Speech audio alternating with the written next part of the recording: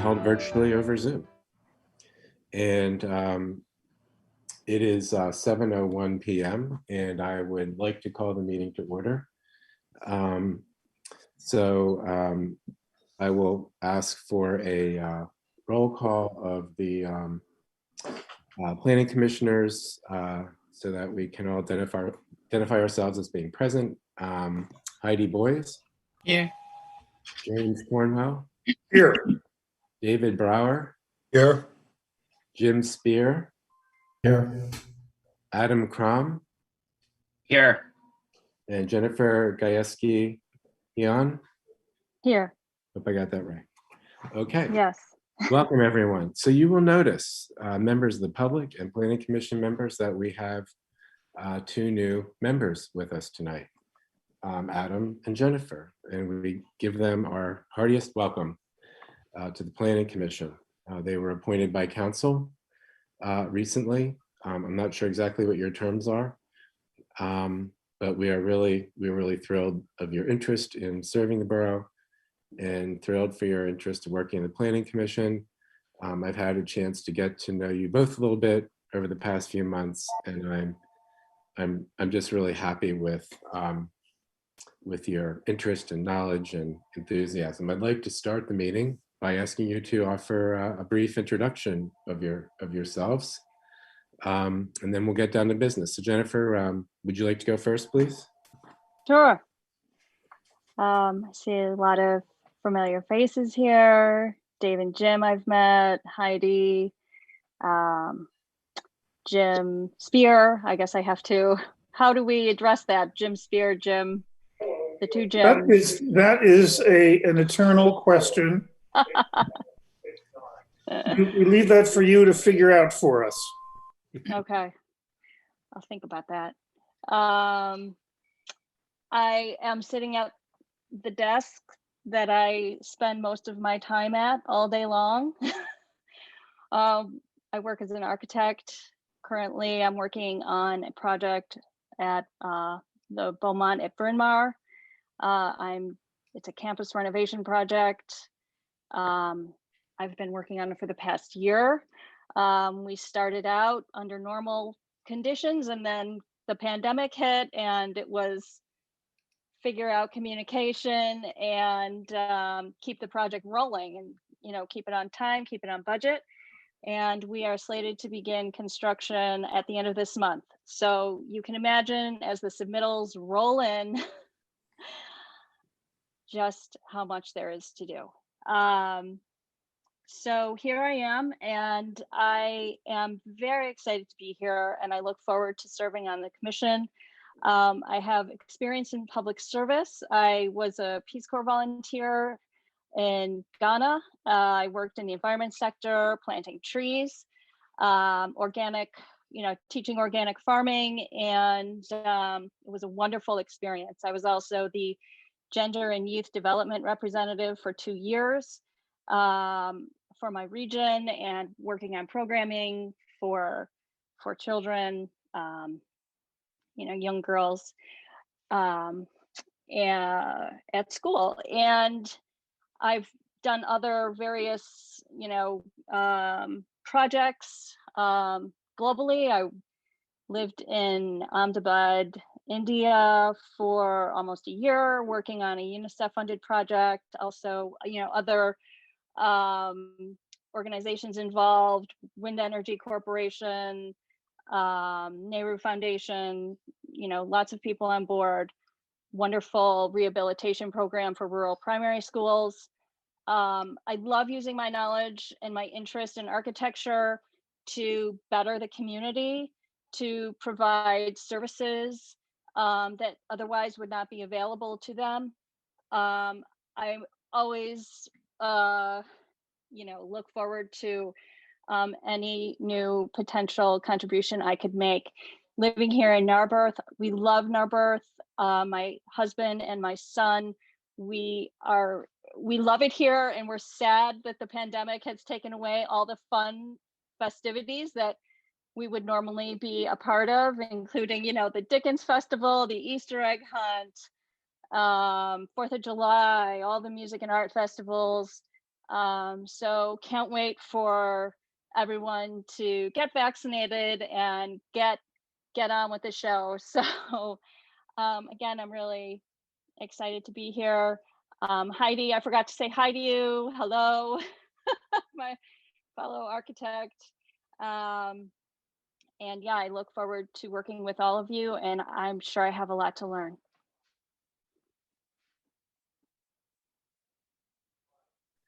Thank you. Could you tell us what block you live on? I am on 109 Grayling. Okay.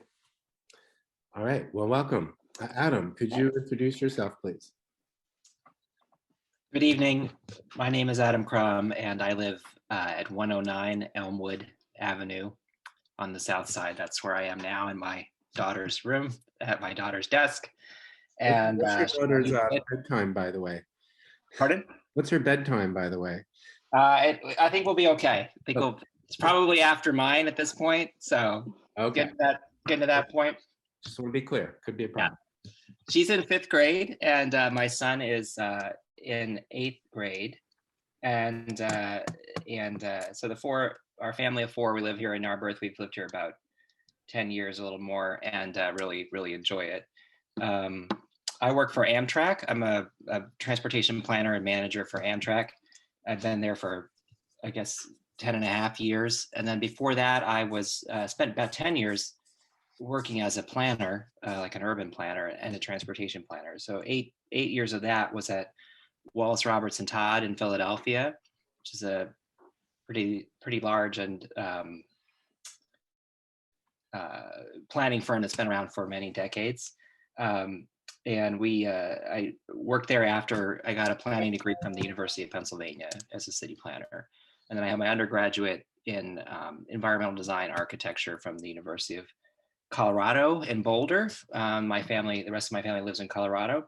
So I have worked quite a bit on, community planning and local area planning, although not as much recently, because recently I've been focused much more on the transportation. So big proponent of green transportation and also urban design that supports, livable places and walkable communities and diverse populations. So I'm happy to join the commission. I look forward to learning from you all and working with you. Thank you. It's good to see you. And again, thank you both. We're really looking forward to the contributions you make to the commission and the community. So thanks for joining. The agenda tonight, I'll start just by reviewing the agenda very quickly. We have a big audience tonight. We have 3 main items on our agenda. The first is a land development application for 146 Marion Avenue, which is a tentative sketch plan. We do have further discussion of the draft ordinance for the Heritage Action Plan. And then under new business, I've invited Council Member Frederick Bush to join us, who is interested in discussing some aspects of the subdivision and land development ordinance that he's interested in, particularly in regard to open space requirements and fees, which he's been doing some research on. And as you are all aware, the SALDO will be coming to us very quickly for review. So I think it's extremely important to hear about this topic. And as is our practice, we will put the land development application first on the agenda, and then out of deference to Councilmember Bush, we will move the new business SALDO open space discussion to our second agenda topic, and then we will discuss the Heritage Action Plan last in our agenda tonight. We'll start with announcements and updates. The first thing we typically do is approve minutes from our previous meetings. I do have to confess I am behind on minutes, as I typically have been the past few months, and have no new minutes to present. I think that hopefully next month, I'll be able to catch up with 1 or 2 months of the minutes. January's were just posted as well, and those do include some discussion of the Heritage Action Plan.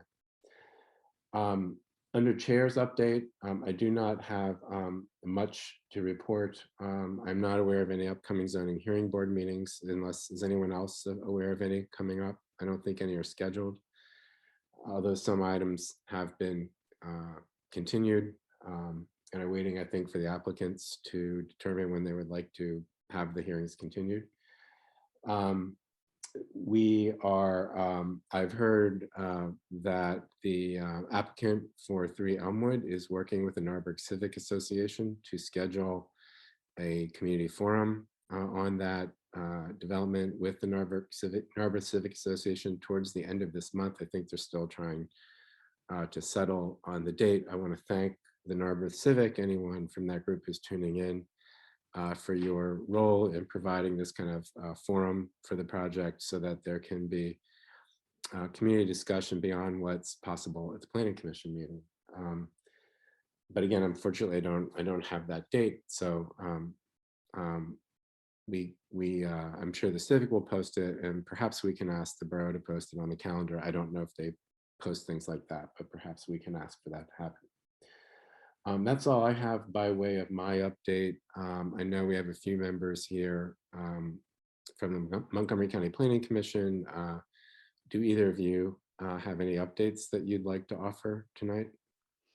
I'll just say hello briefly since there's some people who haven't met me yet. Chloe Moore from the Montgomery County Planning Commission. My colleague Mike Narkowicz is also here from the County Planning Commission.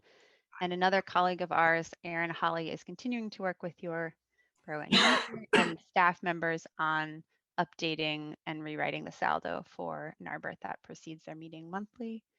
And you'll hear more from me later. Welcome to the new members. Nice to meet you. Okay.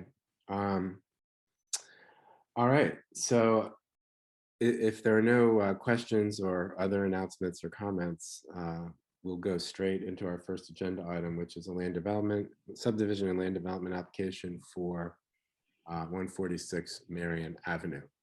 I do see a number of people here who I believe are here to discuss that application. I know that Chris Yohn, who's in the meeting, has been working on that. And Chris, would you mind introducing the people who are here in the meeting who will be discussing this application? Yes, I'd be happy to. Thank you. Thank you, and good evening, Chris. Good evening. If I'm a little extra shiny today, it's because I just left soccer practice.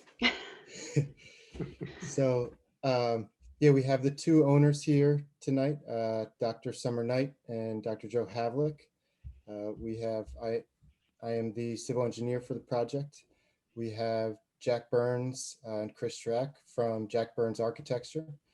We have Fred Fromhold, or maybe Jamie Junn from Fromhold, Jaffe and Adams, the attorneys for the project. And I believe that's the team. I think most of them are all in on the call already. And so I think that Dr. Knight would like to speak first. Okay, first, before you start, Dr. Knight, I'd like to welcome you all to the meeting this evening. I'd like to thank you all for coming this evening. And I'd like to just give a brief overview of how we proceed in case you're not aware. What we like to do normally is to ask the applicant or your representatives to present the project and describe it. The Planning Commission members will then have questions, most likely, that they'd like to ask.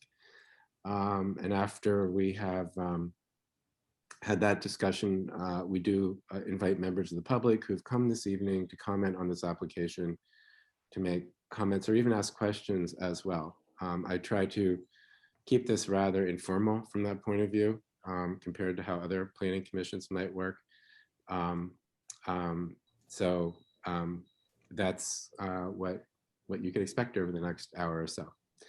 So again, thank you for joining us, and we look forward to hearing about your project. Thanks, Todd. I appreciate that. So please call me Summer because we're all neighbors. And many of you may know me. I own the house, the property at 146 Marion, and have lived here, raised my family here, loved the community. It's very dear to me. And as testament to that, I've invested hundreds of thousands of dollars in not only purchasing this property, but also actually updating the property with an intent to really enhance the lives of my family and also those in the community. And I really do cherish the friendships and the entire neighborhood that we have, and that's very important to me. I really enjoyed the opening comments that were shared because, like all of you volunteering as public servants, I've also had a career as a public servant as well in the government. Our goal with this project is really to provide new dwellings in Narberth to enhance the neighborhood. We wish to increase the value, probably would generate about 4x as much tax revenue from this property with the project that we're proposing, and really to frankly have other families be able to enjoy the life that we've been able to enjoy here in Narberth. People would, when I first moved in here, my kiddos were little tiny grade school kids, and I would get texts as they would be running from our street on Marion Avenue into town, holding hands, stopping at every curb, and then getting into the five and dime to go buy their candy and their trinkets. And so that type of environment is an environment I think so many people would love to be part of. So that's so just wanted to kind of open up with the experience that we've had and the experience that we want to make available to other families as well in Narberth. Jody, do you have any comments that you want to make? And you're on mute. It's a great Zoom activity. I love when that happens. In my men's group, that happens every week. I'm just a consistent player there. Thank you, Summer. And thanks, everyone. Thanks for such a warm welcome tonight, too. That's what Narberth is all about, I think. It just feels homey. It just feels comfortable. So, yeah, I'm Dr. Joe Havlick, and I'm working as the team leader to develop this property. My business and my engineering degrees from Penn give me some insight, at least. That was a while back, but they give me some insight, at least, to the brilliant and creative ideas that our team generates. If I have any accomplishments so far in this project, without a doubt, it's assembling said team. And there, Fred, as was said earlier today, Fred Fromhole, our lawyer, Chris Yohn, our engineer, Jack Burns, our architect, and Chris Shack, who's Jack's right-hand man. These guys, these professionals, work every day, and most of you know those names because they've been on these Zooms forever. They literally have shaped Narberth, and there's no doubt the work they did today is going to shape Narberth for years to come. They're a big part of our community. They're also a big part of why so many people are clamoring to buy houses here. My understanding is when houses get built, they're sold before they're built. And there's no surprise, the great school district and that comfortable feeling. And they will all be speaking shortly. Like Summer, I appreciate Narberth also. I have lived my entire life in the area, not far from where we are right now. In addition to being a current resident of Narberth, I also lived in Ballackinwood and also in Ardmore for a combined 22 years. And I grew up in Upper Marion and was a school counselor at Lower Marion for over 20 years. And, it's been mentioned about public service before. That's kind of my life. Indeed, for 20 years, I helped Narberth's children grow and learn and move on to become happy and prosperous citizens. So it's just a little bit about me, a little bit about our project. I'm a Philly guy. I'm a Narberth guy. And I'd like to hand it over to Fred next. Thank you.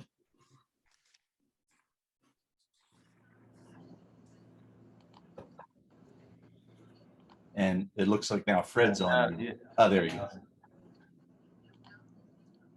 Yeah, I had a little hard time with the video button. My apology. Good evening, everyone. I will be very brief in that I'm going to hand this right off to Chris Yon. He's the one you would like to hear from. As Joe said, we have worked hard collectively and collaboratively on this plan. One of the things that you will not get full appreciation of is the thought and attention that Jack Burns and Chris Schrack have given to what will be the design for these buildings. Right now, you'll see a plan that shows these as boxes, if you will, in a certain location on the lots, which, as Chris will explain, demonstrate zoning compliance. But the intent here, goal here, and where we intend to wind up is with beautiful homes of a design that is reflective of the street on which they're located, and which I think is reflective of Narberth generally. And with that, I'm going to hand it to Chris. Thanks, Fred. Todd, would I be able to share my screen? Oh, I will see if I can enable that. Okay, Chris, I think, see if that works. Yes. Okay, so can everyone see my screen? Okay, so this is, I'm going to start with where we are in the process. This is just a 2-sheet plan set. This is the existing conditions / demo plan / vicinity plan to show a little bit of the surrounding area. And then we also have the proposed site plan. Right now we're in the tentative sketch phase, which, you know, there's really there's really 3 phases in Narberth. There's tentative sketch, preliminary, and final. And so we're in tentative sketch, which is the first of those, where you're just looking at layout for and massing for the building, the driveways, and showing compliance. We're not really into grading or stormwater or ENS controls or anything like that at this point. So this is the lot here. I'm going to actually trace it, if hopefully that helps people a little bit see it better. This is the lot boundary on the outside here. Along the upper part of the plan, going left to right, is Marion Avenue, and on the bottom of the plan is Rockland Avenue. So this is an interesting lot where it really has frontage on 2 streets. It has, you know, somewhat of a front yard on both sides and 2 side yards and not really a rear. And so this is the existing home that has the address 146 Marion Avenue. It has a front porch and then actually a deck out in front of the porch. Behind it, there is a detached garage that accesses on Rockland Avenue. And I should say that on the other side of Rockland Avenue is Lower Marion Township. So this is really the edge of Narberth Borough.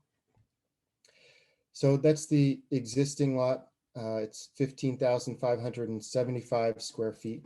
And so what we have proposed is basically a subdivision to create 4 lots with it's 4 new units. These are basically 2 twin buildings. Each one will have a unit. So we have 2 that face Marion Avenue. We have 2 that face Rockland Avenue. We'll start with parking. The code requires 1 parking space per unit. The Marion Avenue side has what you call parking credits for each. Look real quick. For the 100 block of Marion Avenue, you get a parking credit for every 24.5 linear feet of property frontage. And so this lot is 100 feet wide, which means each new parcel is 50 feet wide. And so they would really have enough for 2 parking spaces each, although they're only required to have 1. On the Rockland Avenue side, there is no parking credit for Rockland Avenue. So we have 2, I'm going to call them 2 different options here for parking. One has a front-loaded garage that's set back 10 feet from the front facade. Now, this type of arrangement requires special exception approval from the zoning hearing board. And then that's on lot 4. On lot 3, we have a surface parking space in the 3rd lot layer. That is by right. And so we have those 2 options. At this stage, we thought it would be nice to show both so that we could get a little feedback on each. Also, assuming they would go through this way, we thought it might be nice to have a future homeowner to see those two options. So that's the parking. Each lot is required to have 3,000 square feet as the minimum. And so lot 1 has 3,808, lot 2, 3,808, lot 3 has 4,075, lot 4 has 3,883. For a twin house, you need to have 25 feet of lot width. So you could see lot 1 and 2, as I said, are 50 feet, or twice what they need to be. And lot 3 and 4, we created this property line that's perpendicular to the street. And so, lot 3 is a little wider than lot 4 is because of that perpendicular line, but they both also exceed the 25 feet required.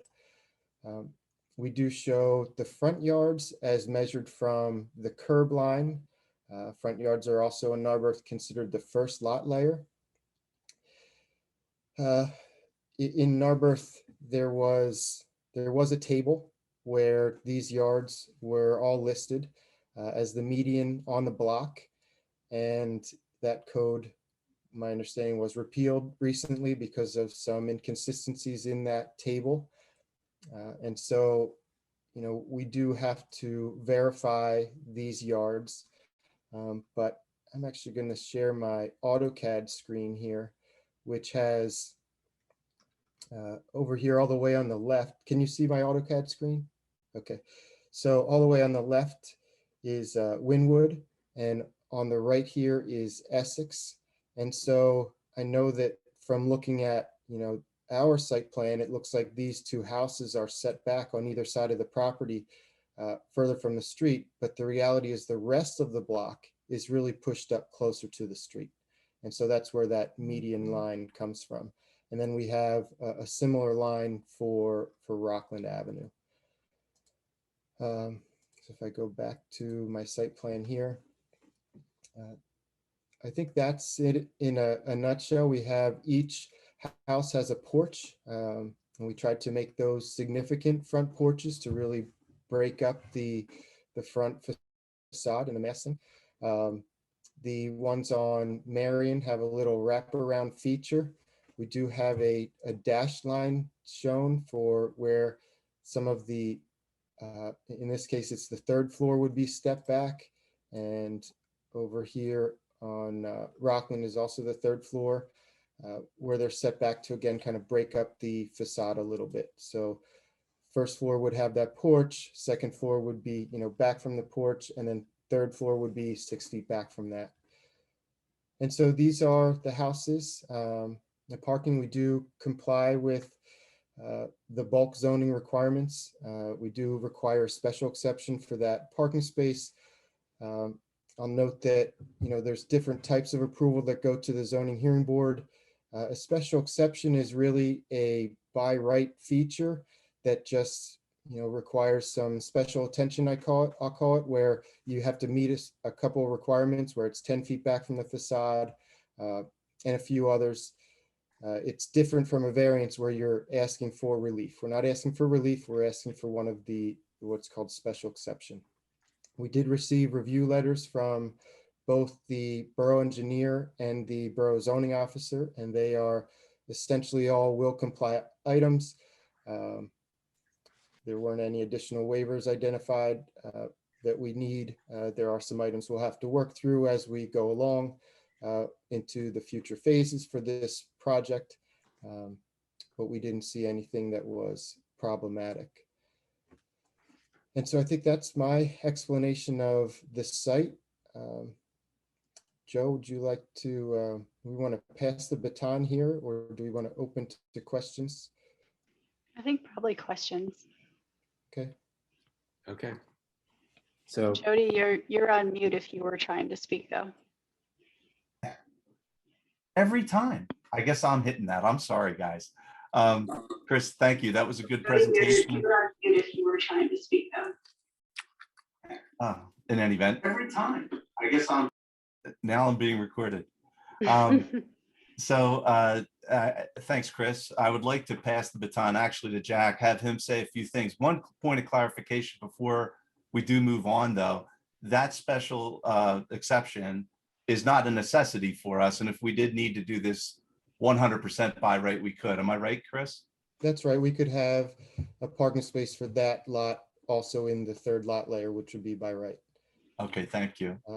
I guess I'll note part of, Joe should have said, as we went through this and we thought about it and we looked at the Google Street View for Rockland Avenue, that, right now there's that existing detached garage, which is actually really close to the street. And then if you work your way to the west down Rockland Avenue, you'll see other detached garages down the street. And so we thought that was reasonable for this street as another option, that there were other examples of that on the street. Okay, and then the two engineers that the borough paid to review this plan, your drawing, both came in and said it was essentially 100% by right. I remember there was one discrepancy of a few square feet that had to be changed in the table, but other than that, the whole plan was by right. Right, there's some some revisions we'll have to make, but they were all revisions we could make, what I call will do items or will comply. All right, then, yeah, that's all I had to say. Jack, could you jump in then too? Yes, good evening, everyone. Thank you for hearing us this evening. Jack Burns, I'm the owner of Jack Burns Architecture. I've been operating in Ardmore for about 15 years or so, I guess. I've worked with Farron Horse, Gardner Fox, other companies around the Philadelphia area as well over the years. And basically, when Joe and Summer came to me to look at this project, it's such a Narberth neighborhood. It's such a walkable neighborhood that I really a lot of our initial designs just revolved around porches and access ways and private nooks on the lot for each of the new tenants to enjoy. And that really is kind of the focus of this. They're going to be neighborhood scaled homes. They're going to be, Halloween porches, I guess is probably the easy way to put it. It's going to be a nice, touchy-feely house. And that's the goal with the plan and the design that we've been looking at. And key to that also, I think, is materiality. So we're going to be looking at using some premium and appropriate materials on the facades of the buildings. And then, doing the best we can with yards and giving people privacy and a wonderful place to live. Okay. Thanks, Jack. Thank you. Chris, I just had a question. Since this is during the tentative phase, it's not required, but figured it's a good time to bring up the street trees. And since you have infiltration facilities on the Rockland frontage, do you have any alternate plans for street trees on that frontage, or do you think you're going to be able to fit something in? Yeah, so at this stage, we haven't gotten into the stormwater design, and so we really just show, a rectangle of the general area of where we think it might be. I know that street trees are important, so we would, we'd have to adjust that system a little bit to fit some street trees in there. Okay, and we have to do tree replacement? There will be some tree replacement, Okay. yes. All right, thanks.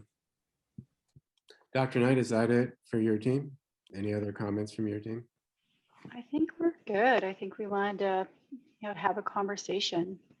Okay, well, we're ready. We're happy. We'll start with planning commissioners. I'd like to begin, if it's okay with my fellow commissioners. My first question is, have you ever considered any other options for developing this site that would not involve tearing the house down?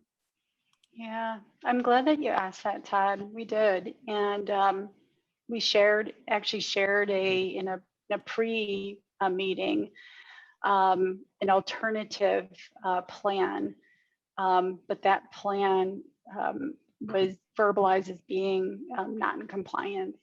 So we needed to go to this plan to be within compliance.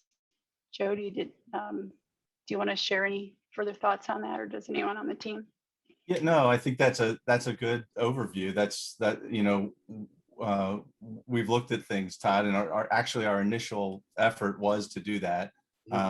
We scheduled an informal hearing, and at the hearing, it was not looked on very favorably. And My understanding is it's been labeled as non-compliant. So we're interested in developing our land, and we'll find a way. And so I did go to our team and say, okay, fellas, let's go back to the drawing board. We hear Narberth's code is very, very important. So please, let's build something that is 100% compliant with the code. So we don't ever have to go through that again. So we can build something that we want and something that the borough will be happy with because we're following code. So just to be clear, though, that wasn't a hearing. That was probably just an informal consultation with the zoning official or the building official, correct? Thank you, Todd. Thank you. Okay. So does that mean that had the building official said, this is fine, you can do this as of right, that would have been an adequate project for you? It's hard to go back in time. If I had to go back in time right now, and all the great work and the money that we've spent hadn't been done or spent, then maybe, Todd, maybe that would have happened. But the fact of the matter is, it was very clear that what we put on the table to that discussion was inadequate and indeed labeled as non-compliant. So we needed to go back, restructure. After all that time, money, and effort, we have this beautiful product for the borough now. Would you mind describing what that was that you submitted that wasn't compliant? I think it does. It's kind of a vertical twin, and there's no real name for that in the code. We were referring to it as a duplex, where there were two dwellings connected, and there's one facing the Marion side and one facing the Rockland side. So I think you submitted that as a twin house, correct? We didn't really submit it. It was just a discussion. Well, you brought it forward and discussed it, and it was described. I mean, I saw that plan, and I think it was. Well, how would you describe it? You asked me. You saw the plan? Yeah. So my question is, did you ever consider asking for it to be reviewed as a multifamily house, which would allow multiple units in a building? My understanding is the zoning officer concluded that it didn't have a backyard, and a twin house has to have a backyard. I suspect the zoning officer might also have said that a twin house can't have a subdivision line running parallel to the street. But you could get two units there, I was thinking, if you had considered it a multifamily house. And so I'm curious whether you ever considered that. Well, I think right now we were looking and interested in considering all options. In the conversation, there was, I think, really initially some positive commentary on the fact that we were attempting to preserve the current structure that's on the property. However, at the end of the conversation, a few other people joined and really pointed out a number of challenges for executing on that vision of maintaining the original house on the property. That made it obvious that from that conversation that we wouldn't be able to do both, have the original structure on and still get the square footage that we needed to make these homes relevant. So it may be and maybe as far as Fred, if you want to lean in and kind of help walk us through it a little bit. I guess where I'm losing the line of the questions is that we were very open to the opportunity, and frankly, we wanted to because that's where my family has grown up. But we left that meeting and we left and received feedback that just was not the option to go into. And at this point, we have by right 17,200 square feet potential, and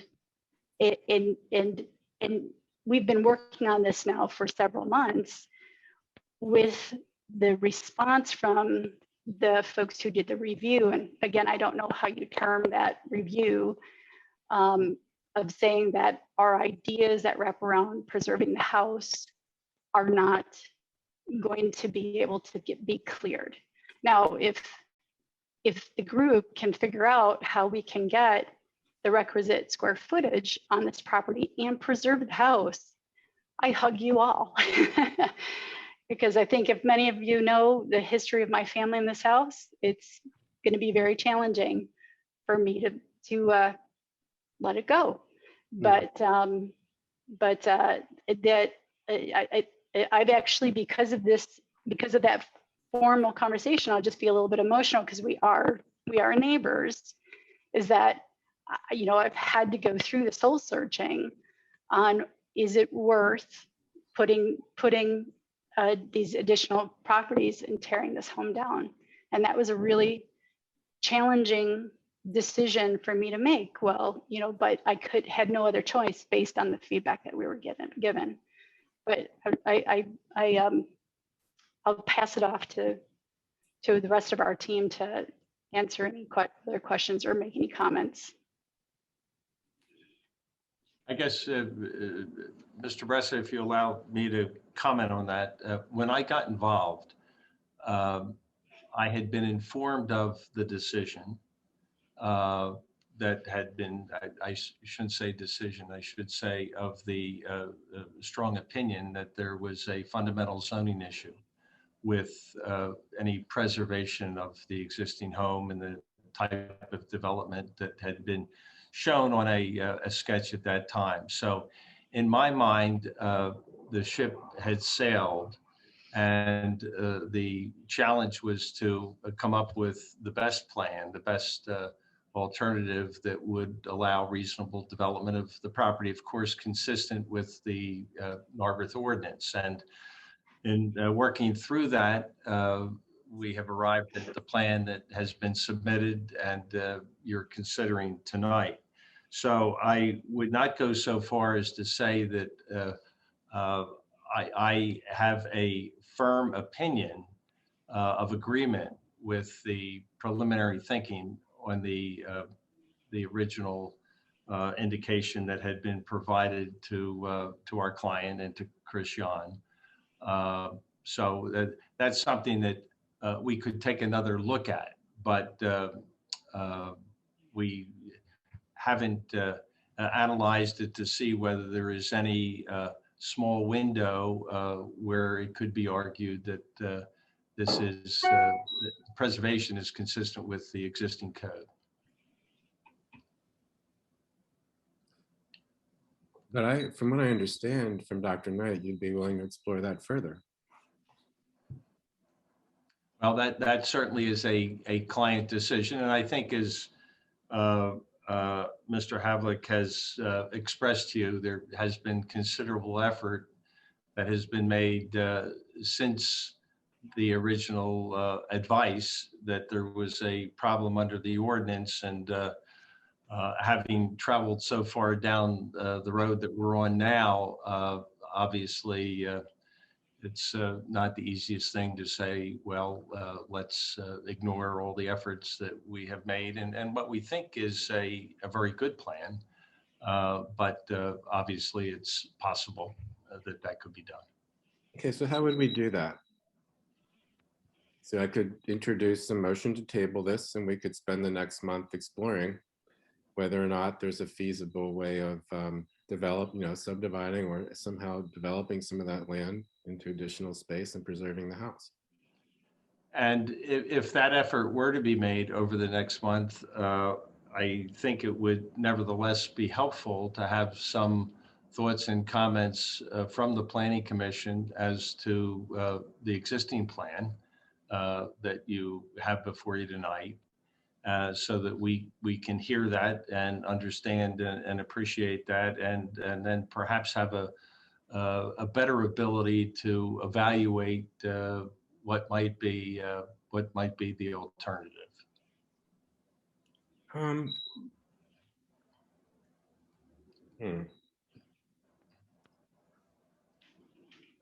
I think at this point, I will suspend my questioning and let you hear from the other planning commissioners what their take on this project is and what they're hoping to see as well. And then maybe we can circle back to that. Thank So you. I'll open it up to my colleagues if you'd like to make any comments on this project.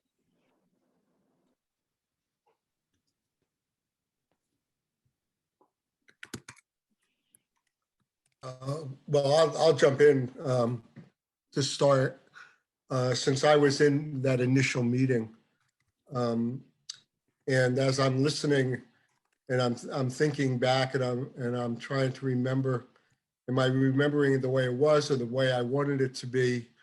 But my memories of what happened that day were that it was undeniable that there were issues in the way that the code was written that would require some creative thinking about how the project as it was initially submitted or initially presented of keeping the existing house and building those 4 units on the subdivided property, that it would require, as I say, some creative thought. I don't remember leaving the meeting thinking this version is dead, that it just is not going to be able to come up with that kind of creative interpretation. Maybe again, because my strong preference is to preserve the house. Maybe I was remembering things I wanted to remember, but I would hope that there is a way to revisit it and to think about how the code can be interpreted to get us back to where we were. I thought the comments that were made about having lived in the borough myself 38 years now, about the importance of my houses to me resonated. And I think the neighbors and the community at large would rather see houses kept generally than torn down. That I would really hope that we'd be able to come back again and think this one more time. So those are my thoughts.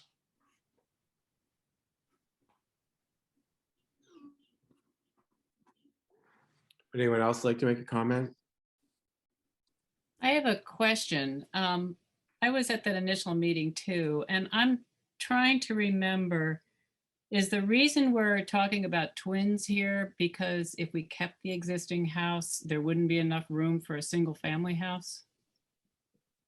By code, Chris, is that correct? Let me look. On the original plan, was the area such that you couldn't fit a single family house? So there was enough area. And I'm looking quickly now to see if there was also enough lot width. And it looks like there was for a single. And Heidi, I'm curious where that takes us, and want to explore that further with you. I think at this point, what we would need to do is, if we maintain the original house, would need to be able to figure out how this group could be creative enough to help us to figure out how to add about 13,500 square feet onto the property in order to accommodate what we want to reach for our goals.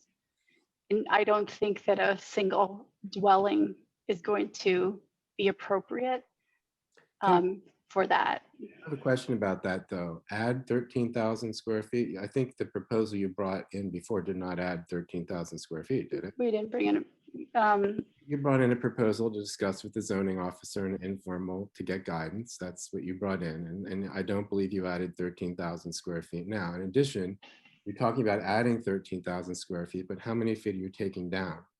So I think we're not adding 13,000 square feet plus the house you have now, it's something different.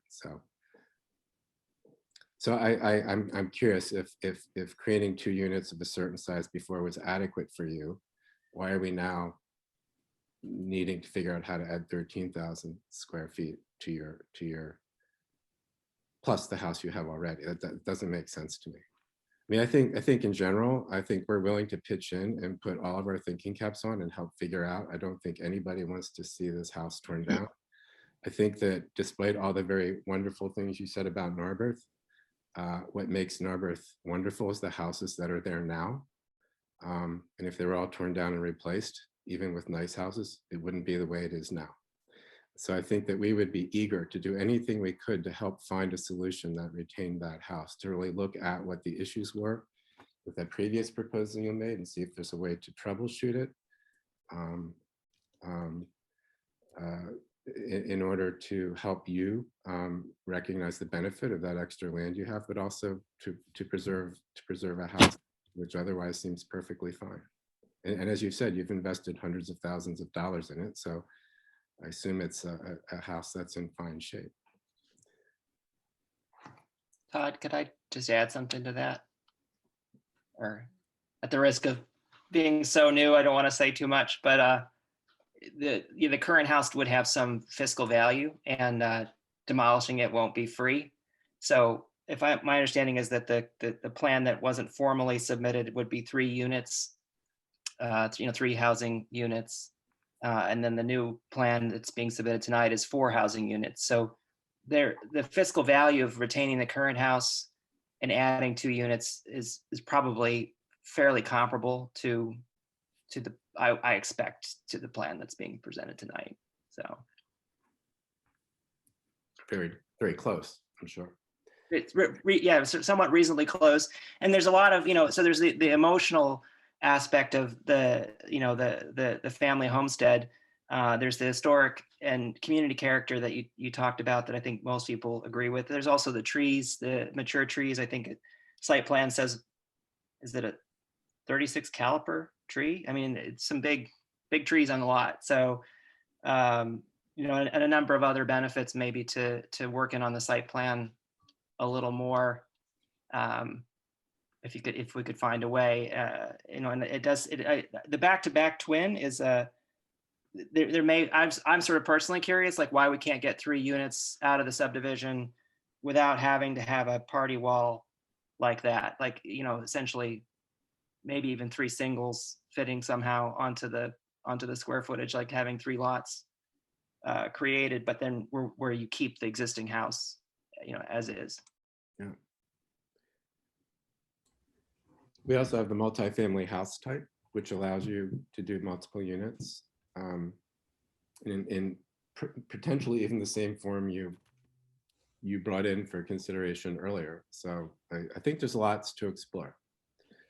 So Todd, yeah. I guess I understand where the requests are coming from. And I think, we've said that we'll look at some other things, but I think it's a little unfair if we don't talk about the plan we have in front of us, because ultimately it's, the property owner's decision on what they would like to move forward with. And, I think we're kind of making a big leap of faith that plan is going to work. And so if it doesn't work, then, they've lost a lot of time here. I think a little unfairly. I feel like we should at least talk about the plan that's in front of us tonight.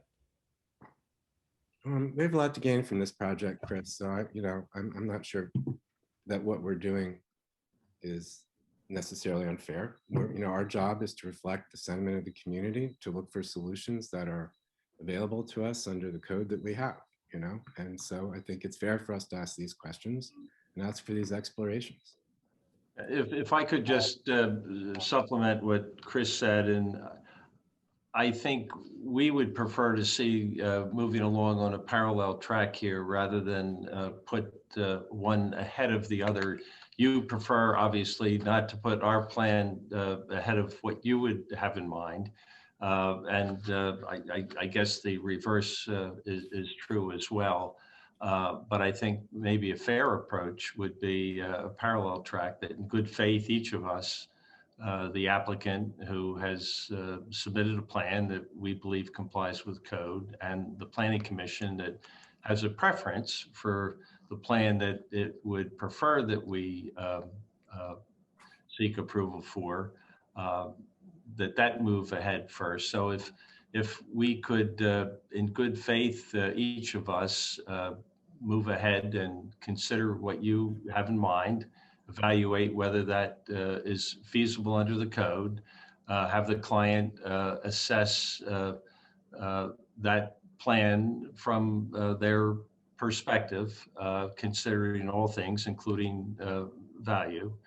And then we obviously would be back before you with seeking approval for one or the other, if not both plans. But that would be our preference, and our preference, I think, would be not to be seeking approval for two plans, but to have zeroed in on one. And if in fact our discussion would lead us to give further consideration to the value, as Mr. Chrome has suggested, and I think you, Mr. Bresci, have agreed might be comparable to the plan that we have. If that in fact is the assessment, then maybe the client would consider moving to that plan. But I think that there has to be a fair opportunity for assessment. Okay, and I recognize it's our obligation to do that. And so we do have some questions about the application that was submitted, and I'll start with those. So my first question has to do with the definition of a twin house as defined in the zoning code, which is a pair of single-family dwellings designated as a single structure with substantially similar halves that shares a vertical party wall on a lot line along the primary frontage line. So my question is, considering the Rockland Avenue houses, what I observe is we have houses of two different widths, very different widths, in ratio to each other. We have one house which has a garage in the second lot layer, one house or third, or one house that doesn't. And so I'd like to know if that, to you, conforms to our definition of substantially similar. Do you consider the twin houses on Rockland Avenue to be substantially similar, given the differences in the widths of the facades and the presence of a garage in one house and not the other? If that question is directed to me, I would say yes. And I think ultimately, though, that would be a function of the design that the architect would come up with here. But you're arguing that one house with a garage and one house without a garage are substantively similar? It says substantially similar, not identical. Now, I will note that that hasn't, number one, been flagged by the zoning officer or the township engineer, who also looks at some of the zoning issues in their reviews. I think, as Chris Jan had said to you, there is some flexibility here on the part of the applicant to make those more identical, if you will, if that would be something that ultimately would be determined to be desirable or necessary. Mm-hmm. So that is something that could be considered. And I think Chris had said the thought was to let you take a look at both and then comment on that, and the applicant could consider your comments. Well, this would be matter of planning commission debate. I'm sorry, who is going? Someone else is going to speak. Sorry, it's Jack Burns. I guess, yeah, I just want to reiterate that the two different options for the driveways are what we're looking at. I don't know that the permanent intent was to make them be different. But that's how they were submitted. All we have to go by is how they're submitted. Okay. The second question has to do with the rear of the twins on Rockland Avenue, which I note that the house on lot 3 has a deeper rear, slightly deeper, perhaps a foot or two, than the house on lot 4. I also note that in the housing code, the section of the zoning code that defines the twin housing type, it says that no building or portion of a building on one side of the party wall shall extend beyond the building on the other side of the party wall. So it seems to me that this aspect of the design of the house does not meet our code and therefore cannot be built in the way that it's drawn. So I'd like to hear your response to that. Chris, could you put that plan up so we can take a look at it? Yes.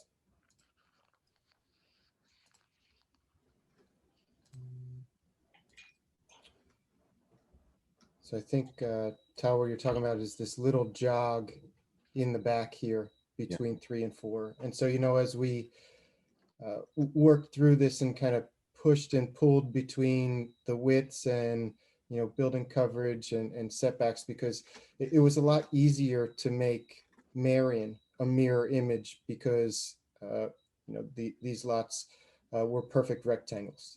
Whereas, the Rockland is on an angle. And so we tried to make it so that the front of the buildings were parallel to the street. And so we got a little jog different there. I mean, if that was I didn't see that section to be problematic for the 1 foot jog, but that could certainly be something that we would fix. Okay. Because it does not comply with the code. Yeah, that could, if that doesn't comply with the code, as you're indicating, that is a minor adjustment that could be made to the plan. Mm-hmm. Okay. Todd, just to speak for the owners for a second, we have absolutely no problem with constructing these two twins exactly as mirror images of each other. That is not a problem. We were actually, as owners, we were pushing for that. The suggestion was made that we present it that way, so you, as a planning commission, could make decisions based on a choice as opposed to one monolithic recommendation. So we have no problem. That's a red herring completely. But to be clear, as submitted, it doesn't meet the code. Gotcha. That's my reading of it, at least. Just by the way, as the earlier one you submitted, that the zoning officer commented on, just to be clear. Yeah. My third question, I'm sorry, go ahead, Fred. Yeah, it's not uncommon on any plan that is submitted that as a result of the reviews from the township engineer, the zoning officer, that there's an issue that's identified and some minor adjustment needs to be made. And if that is what the determination is here, as Mr. Havlick indicated, that can easily be made, and these can be mirror images of one another if required. Yeah, I wouldn't consider that minor. That's like a redesign of the whole house, but we'll move on because we have another issue we'd like to ask you to respond to. So if I take it correctly, Chris, from your presentation, you are acknowledging that this application is to be reviewed under what we call the omnibus zoning code that was approved by council in January, I believe. You referred to the fact that a table was stricken, and so you have to go back and do measurements. That table was stricken when that code was amended. So I think by that reference, you are acknowledging that the new code, the amended code applies to this review. So I'd like to note that new code included provisions regarding facade sizes and the maximum size of a facade. And I'm going to read to you what the code says about the maximum facade area of a house. The facade area shall not exceed 115% of the mean average calculated facade area of all existing detached house and twin house building types on the block on which the building is located. Block, by the way, elsewhere is defined as the houses on one side of the street, not both sides of the street. The facade area for twin houses shall include the aggregate area of all residences within the structure, which means for the purposes of the facade area, you don't consider each unit of the twin, but you consider the entire aggregate facade area. Now, if you go back to the table, which we admit we struck because the information was not always accurate, you would find that I believe Jim Spear, correct me if I'm wrong, but the average size in the table is 655 square feet. Now we went back and we recalculated the facades just on that side of the block using data from the Montgomery County Planning Commission, which you would have to do, by the way. You'd have to go back and recalculate the size of all the facades in that block. And we got an average of 738 feet. If you multiply that by 115%, you get a maximum facade side of 850 feet, plus or minus, for the facade of the house on Marion Avenue. So you're proposing a house that's 72 feet wide, and it's 2 stories, and its facade is 2 stories before it sets back. So our math suggests that it's not possible to have a 2-story facade on a 72-foot wide building that is only 850 feet wide, 850 feet facade size. And so we think that's off, and we'd like to know if you've done any calculations on that yet, or what your reading of that issue is.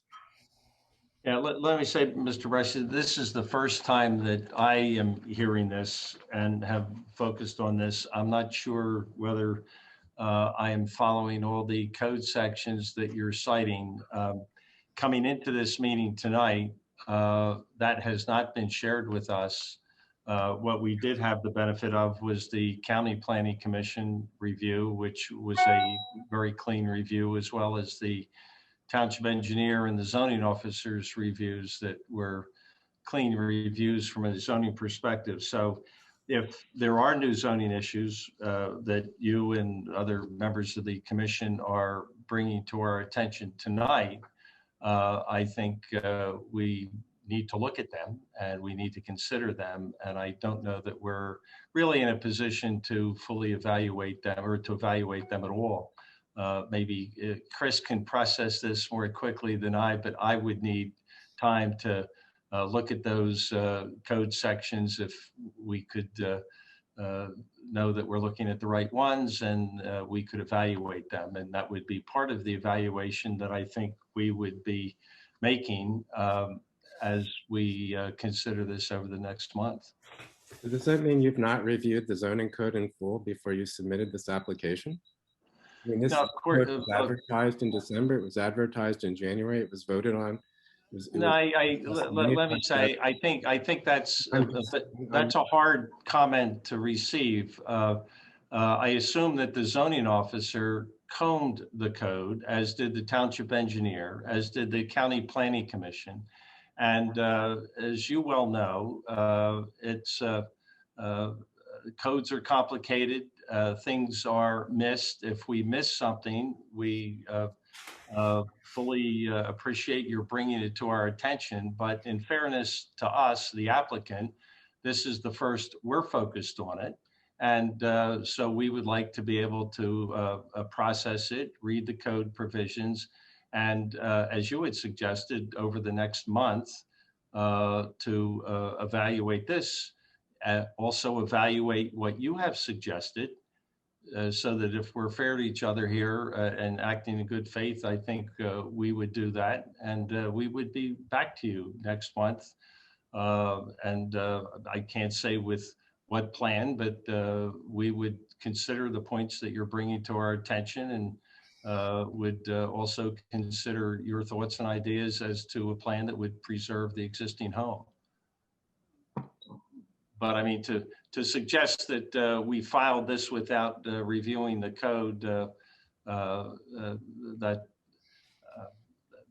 that's a hard one. I think Mr. Yan did carefully review this code as these plans were prepared.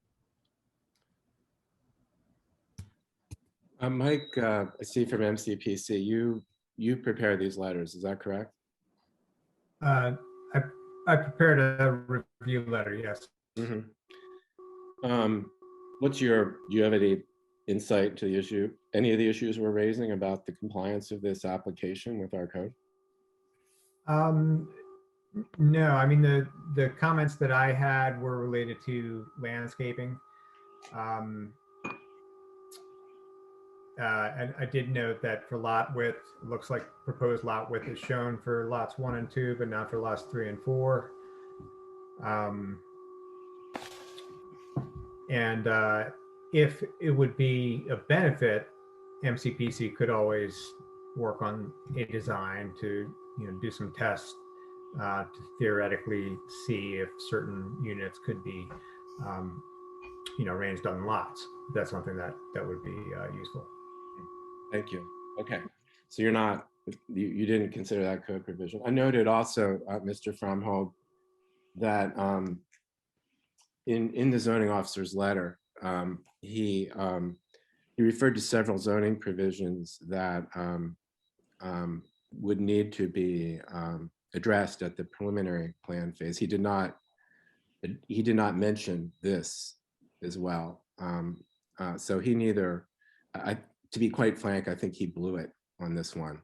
I think that he missed this code provision because he neither referred to it in confirming compliance, nor did he refer to it in something that would need to be evaluated for compliance. And I don't know why that happened. Yeah, and Mr. Bressi, the codes are complicated and we're all fallible. So we appreciate your bringing, that doesn't mean because the zoning officer missed it, we get a pass. If it's identified and it's a zoning issue now, it's a zoning issue, and we appreciate your bringing it to our attention. But I hope you can appreciate our position at this very moment that we're not fully in a position to address it. And I hope you understand what we're driving at, which is that from the Planning Commission, at least my point of view, and I will ask my planning commissioners to weigh in, that you do not have a project right now that can be approved as of right. Despite what your team has said, I would be prepared, Mr. Fromhold, to make a resolution tonight to deny the application if I needed to, because it does not conform to our code. So I don't think that you have an application right now that meets our code as of right. And I don't think the things your team has said that this is the only path forward. I think this is as infeasible as the application, not the application, but the development idea that you proposed to the zoning officer previously. It's our preference that you work from that proposal, not from this one. You're entitled to work from this one, but I don't see a path unless I'm really missing something here. We've had about half dozen people review this for us. Well, if there have been a half a dozen people who have reviewed it, Mr. Bressi, we would certainly have appreciated. You're hearing it now. Having heard those reviews before tonight, I think in fairness to this applicant, we would have heard these before tonight. And the fact that we're hearing them tonight is okay. It's okay, but I would think that processing this in good faith, as the law contemplates when a development plan is submitted, would allow an applicant a reasonable opportunity to modify a plan to meet the objections which may be raised during the review process. That's quite common, and I think that is one option that we may look at. But you've asked that we consider the option of maintaining the home, and I think we've said we're open to that. So I would hope that there would be some appreciation on the part of the Planning Commission for the willingness of the applicant to in good faith take a look at that. And I'm not just saying that so that we can move on with our plan and not take a good faith look at it. As I've said, both Mr. Crum and you have suggested that from a value point of view, it may be a toss of a coin. And indeed, if that is so, that would be, I think, an important factor for our client to consider. And Todd, I appreciate the comments, and I guess when I was asking for some feedback, I wasn't necessarily saying that we deserve the vote tonight. I just wanted to talk about the plan a little bit. And so, in terms of the one with substantially similar on either side, I think the owner is open to either option. The parking in the third lot layer, is obviously easier to approve, but if I'm not sure if there's a preference for the garage, given what else is on the street. Does the planning commission have a preference for one of those two, so that if we revise this plan to be identical, that we'd be going with the one that would be preferred?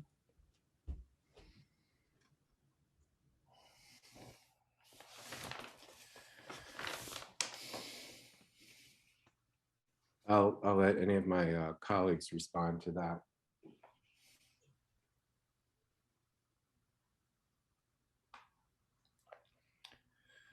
And frankly, that's helpful for whichever, even looking at the other plan.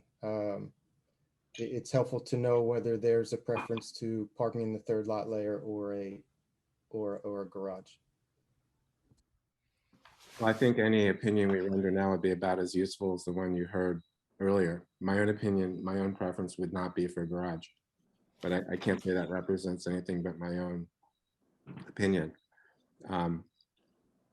And in fact, I think probably I'd like to respond to one or two things Mr. Fromhold said, and I think it would probably be a good time for you to hear from any members of the public too. We do like to make sure the public can weigh in on a project, and it might be better to hear from the public before we come to any kind of other guidance that we offer. So Mr. Fromhold, this review that I alluded to occurred Friday, Saturday, and Sunday. This is about the earliest opportunity we've had to share it with you, and then we are doing it. And don't misunderstand me, Mr. Rossi. We appreciate the care with which you have looked at this plan. We have every intention of considering your analysis, and that obviously will be an important consideration for our client. And I would also like to say,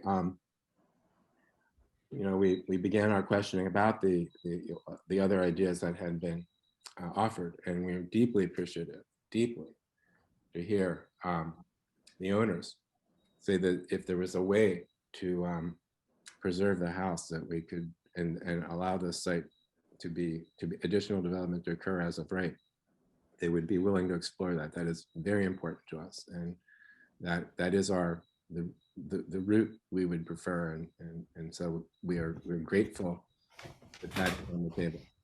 So Todd, based on that, I've been quietly listening to the conversation, and and also realize that no one likes change, and people appreciate this property. I've gotten plenty of our neighbors just grateful when we moved in and we cleaned it up, and it's a nice place.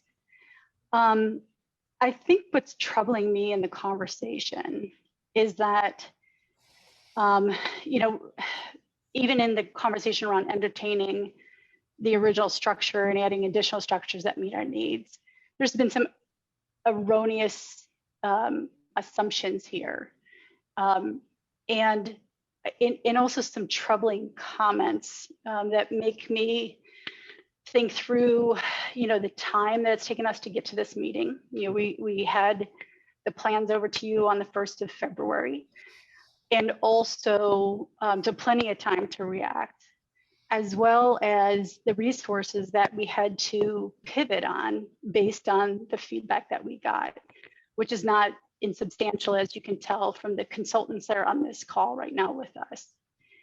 And then also what our family has had to go through in shifting our approach, which is not only a business decision, but a family emotional decision.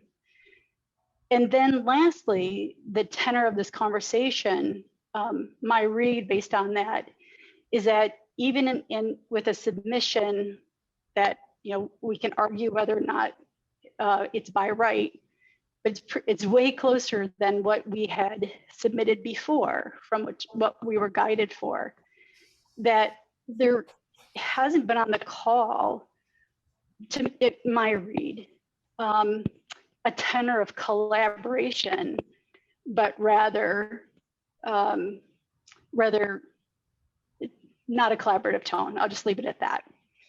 And so as I'm thinking as the owner, if, the level of effort to put forward to work on 2 plans at the same time, the one that we have now put so much effort into versus one that would get us keeping the original piece of property, the original structure, and adding the right footprint to get us the square footage that needs to then equate to what we're trying to accomplish. I'm just not sure that, based on this conversation, that we can do both at one time. So it's just a flag I'm raising. I do want to again underscore that we want to work with the community because we are part of the community. I'm not convinced that that's really what the city wants to do. So I guess that's where I'm not being legal or appropriate or engineering or anything like that, like everyone else on this call is. I guess just my gut check is saying I'm not sure the truth. I don't feel convinced that the intention is really to trying to find a win-win in this situation. Just thought I'd throw that out. Thank you, Summer. And I want to piggyback on that too. And I just want to take a minute. We've all done a whole lot of preparation for this meeting. And I have goals, as my team knows, I have goals and sub goals. And I just want to read you verbatim one of my sub goals that I have, which is want to interact closely with Borough on a collaborative and informal basis in the weeks to come with a shared goal of having a mutually acceptable plan by 5/3. So that's where I wish we were 3 months ago. And I think there's no reason why we can't get there and start tomorrow to build for the 3rd of May. I think you're right. I do. But I think I'd like to invite, just so we have the opportunity to hear from people in your community, I'd like to invite members of the public to comment. And it is our practice, as I said at the outset, that we have presentation, planning commission questions, and then public questions. And what I'd like to ask, if anyone in the public would like to make a comment, please signal by raising your hand or by typing a message in the chat, because I don't want to have people just jumping in all over each other in the meeting. So if anyone from the public would like to make a comment, ask a question at this point, please somehow signal me. Okay, well, the first person who signaled me that I can see, if I'm not mistaken, is Kathleen Ablanaup.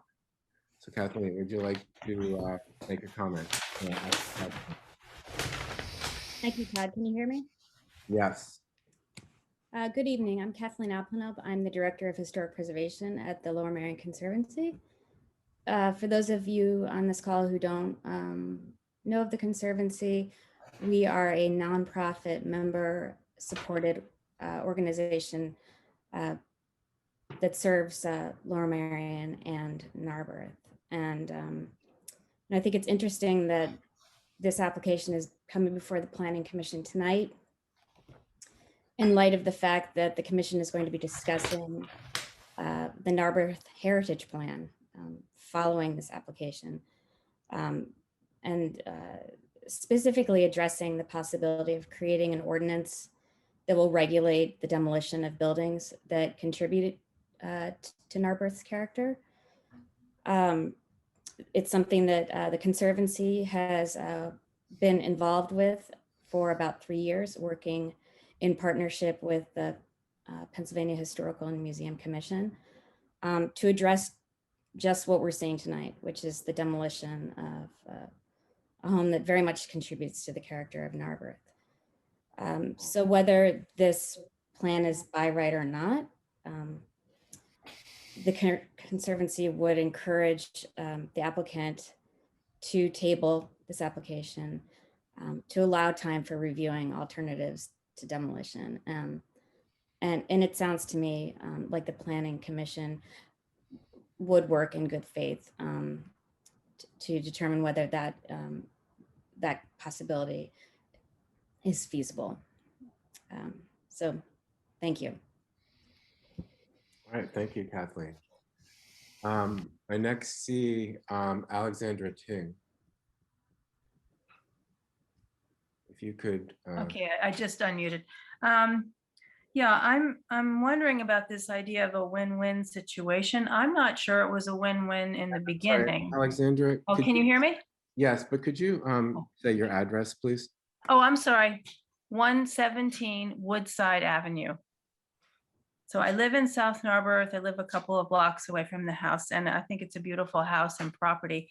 And, you know, with due respect to the owners, I just feel like it was not, it did not feel like a win-win situation in the beginning. I know that you made an effort to present it as that way, but I think most of the neighbors, or I should say a great deal of the neighbors, and also some of the people I've heard speak tonight feel that it wasn't in the beginning. So I feel that it's important that we all come to a solution that's good for everybody.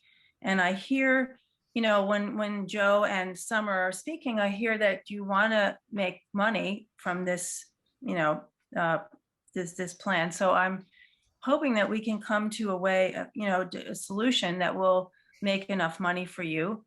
And I think we can, and keep the house. And that is what I feel very strongly, that we need to preserve the house that's there. And I'm also, I looked at this briefly, and I started, you know, being interested in all the different configurations of buildings that could go on the lot without destroying the house. And one question I had was, why not put two twins on, or two buildings, could be on facing Marion, just all the way across the lot behind the house on one side, and on the side lot on the other side, and still keep the house. And then maybe one of those buildings could be slightly larger and have two units in it because it's on the side lot, and one could be smaller and be behind the existing house. That would make 3 units. I think there's several ways you could do it. And I don't know what the setbacks are in Marion, so I'm not really sure, you know, so I mean on Rockland. So I'm not sure, you know, what all those little details, but it just seems to me that there's some other possibilities. And the other question I have is, because this property has 2 fronts in a sense, I mean, do we have to pick? I mean, I know we have something in the code that says if the property is on a corner, we have to decide which one is the facade, which street is the facade. But then what if it faces two streets? And in fact, if you build a building whose front is on Rockland, it makes it a front. So the question is, like, the way this plan with the back-to-back twins is shown. Yes, there are no backyards, but what is back?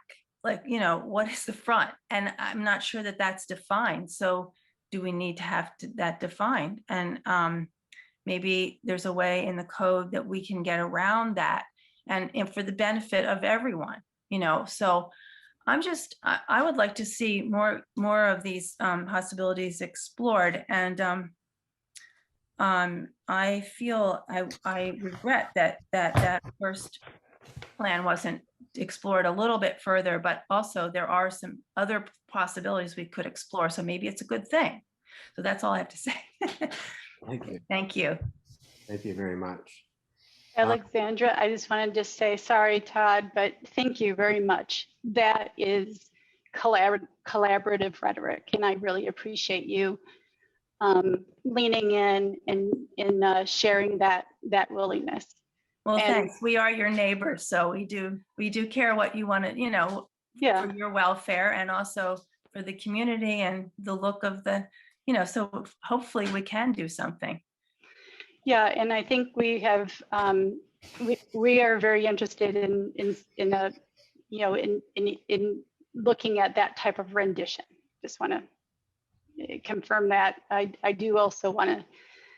I also don't want to get caught up in the stall that we've had for the 60 days, and want to make sure that we, if we do feel like we can begin to collaborate, that we still look at both what we've submitted as well as a collaborative plan. Fair enough. Next, I have George. I don't know who you are. Well, it's Deborah Lonsdorf, and I'm on George's phone.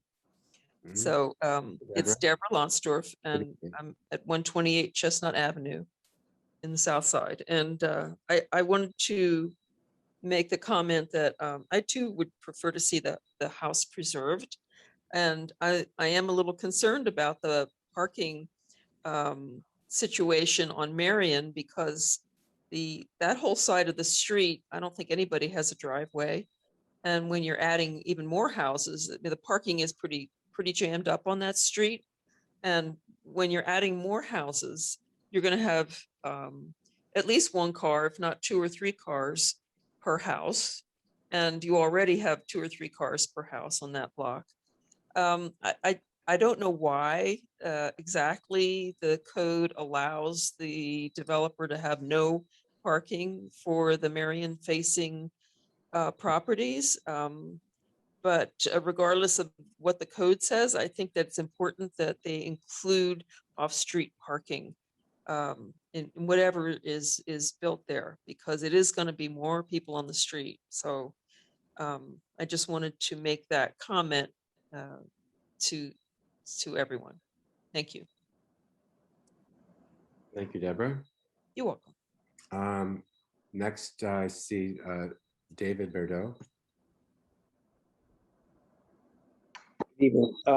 Thanks. David Bordeaux, 104 Chestnut Avenue. A couple of comments. One, I would encourage, I don't know if Mr. Havlick or Mr. Fromhold, Ms. Dr. Knight, I'm not sure if you've read the comprehensive plan that the borough released a couple of years ago, but I would encourage you to read it and take a look at it. And some of the points in there about preservation, in particular open space and of our existing homes that we have in the borough. Second is that, it looks as if, and this is a concern I had with the project, I believe Mr. Fromhold, that you're representing on Elmwood Avenue. There's another project that you're involved with that's bringing a lot of cars to the south side of Narberth. It looks like, if I were to just take a guess, that this project is being submitted right now, you're adding 3 additional livable units. If we presume that you have anywhere from 2 to 3 cars for each unit.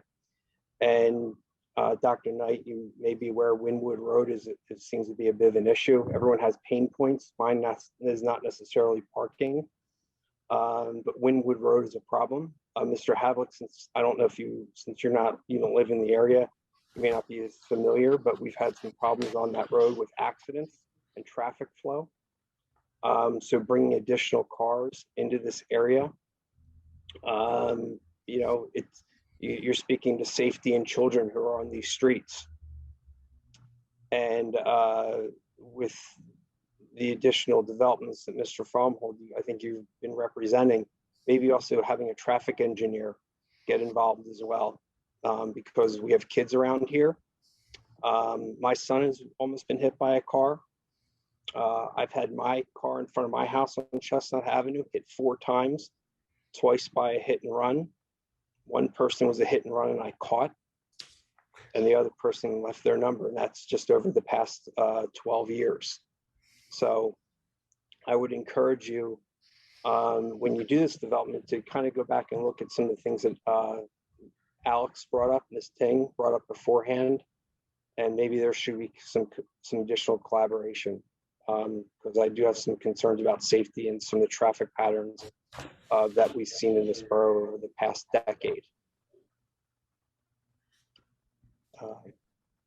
And Mr. Fromhold, I don't know if you've read the comprehensive plan, not for the borough as well, but I think that can maybe provide some feedback into the project as well, and preserving that one property. Thank you. Thanks, David. I have received by email 2 comments. Is there anyone else in the meeting who would like to comment? I don't see anyone else signaling me, I don't think. I've Yes, received. I would. Sorry. Yes, please. Dave, go ahead. I was going to acknowledge the email you sent me, but please go ahead. All right, thank you very much. Actually, I had a couple typos in that email, so hopefully this one, as I read, will be a little bit more correct. Good evening. Good evening. I'm David Schoenhard, 131 Marion Avenue, a professional and licensed Pennsylvania architect of 42 years, and a diagonal neighbor of the subject property at 146 Marion Avenue. My wife, Colleen, and I speak on behalf of this applicant's request to subdivide the property in order to develop their side lot. It is a normal event for homes in Narberth to develop their side lots. Our home, as an example, was built on a double lot in the early 1900s. And in 1929, Mrs. Brinton, as the title refers to her, in the throes of the Great Depression, divided the property and moved into a new home on the side lot, which is today our nice neighbors at 127 Marion Avenue. I support 146 if they need to subdivide and develop their side lot. I do not, however, support the proposed destruction and tear down of the existing historic house in order for the proposed development of 4 new homes, instead of accepting the lesser development density of maintaining the existing plus 2 new homes. Since we moved to Narberth in 1983 and across the street diagonally from 146 Marion, we have appreciated that classic historic home and have known the various owners, the Knights, the Oranges, and the Glinskys, who have been the temporary stewards to caring for this historic gem. A home of this type takes on an importance of cultural proportion and must be protected by the borough and the Planning Commission. If its historic nature may not be protected yet by the borough, then hopefully it will be in the near future. In the meantime, I encourage the Planning Commission to do what is your capabilities to preserve this historic home. May I suggest you require a parking study to evaluate the increased parking density on Marion Avenue, which is already densely parked with 2 to 3 cars per home. May I suggest you require a geotech evaluation of the stormwater retention basin that is precariously hugging the Marion Avenue hillside. May I suggest that you not approve the garage door facing Rockland Avenue. In exchange, may I, however, encourage the Planning Commission to direct their attention towards the lesser density development option of 2 back-to-back twins constructed in the existing side lot. This would then save this historic home for the next 100 years of caring families. Thank you very much. Thank you. I've also received email correspondence from Robin Barinholtz, who I see is in the meeting tonight. I would like Robin to ask if you would like to make a comment at the meeting. Otherwise, I will simply read your email. If you prefer not to speak and would like to send me a message in the chat, that's fine too. But I'd like to offer you a chance to make a comment if you'd like. You can read my email. Okay, thank you. So this is the email you sent to me just before the meeting.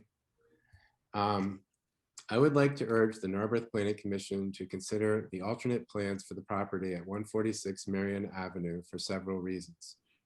While Narberth has no buildings that are officially designated historic, the beautiful house on this property undoubtedly has intrinsic historic value. Its loss would be a loss to our built history, and it's one of the homes in South Narberth, and certainly on Marion Avenue, that makes our neighborhood the unique community that it is. For those of us who have the pleasure of seeing and walking past this house and property, its absence would be a tremendous loss and would detract from the unique mixture of architectural styles here. I've lived in the borough for almost 31 years, and while I expect change, the rate of change and teardowns for the sake of developers is alarming, all since the passage of the form-based zoning code. Narberth is much more than its built history, but it is certainly enormously important in making our community what it is. Additionally, I'm very concerned that putting two back-to-back houses side by side on these lots will create runoff and pollution of Indian Creek, and that it will also negatively impact many residents in both Narberth and Lower Marion who use Short Ridge Park on a daily basis, including in warm weather when children and dogs routinely go into the stream.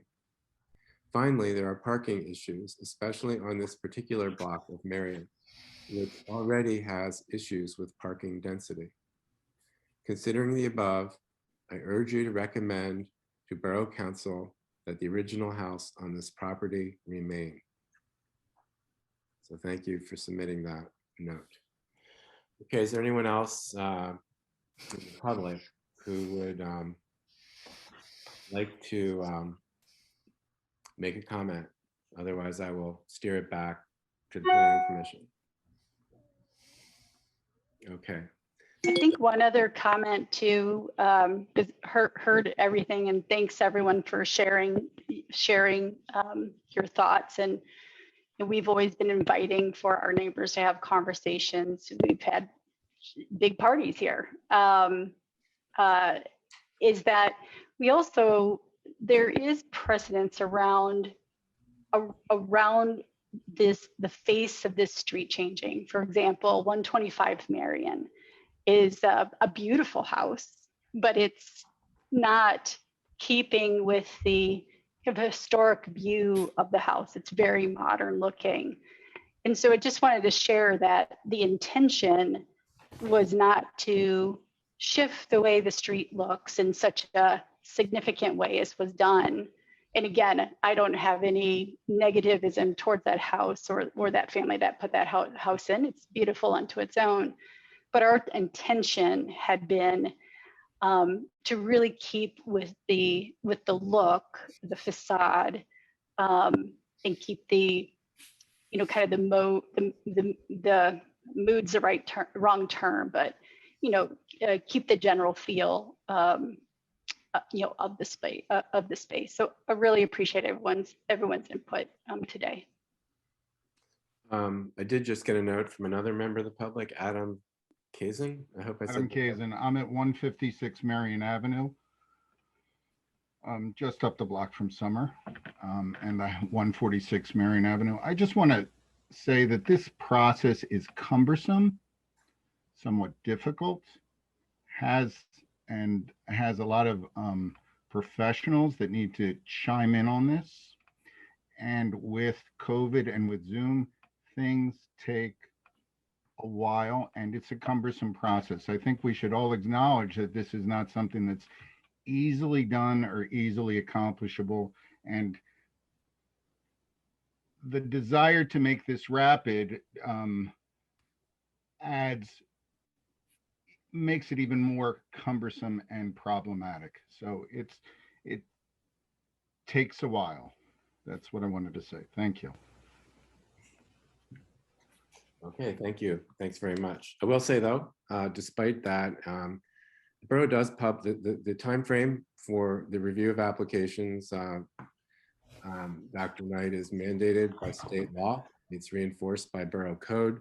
We have deadlines for the receipt and submission of applications, and a pretty rigorous, now this year we've started a pretty rigorous schedule of reviewing them based on when they are submitted. So it may seem like a long time, but actually we do follow, the borough office does follow a pretty rigorous policy.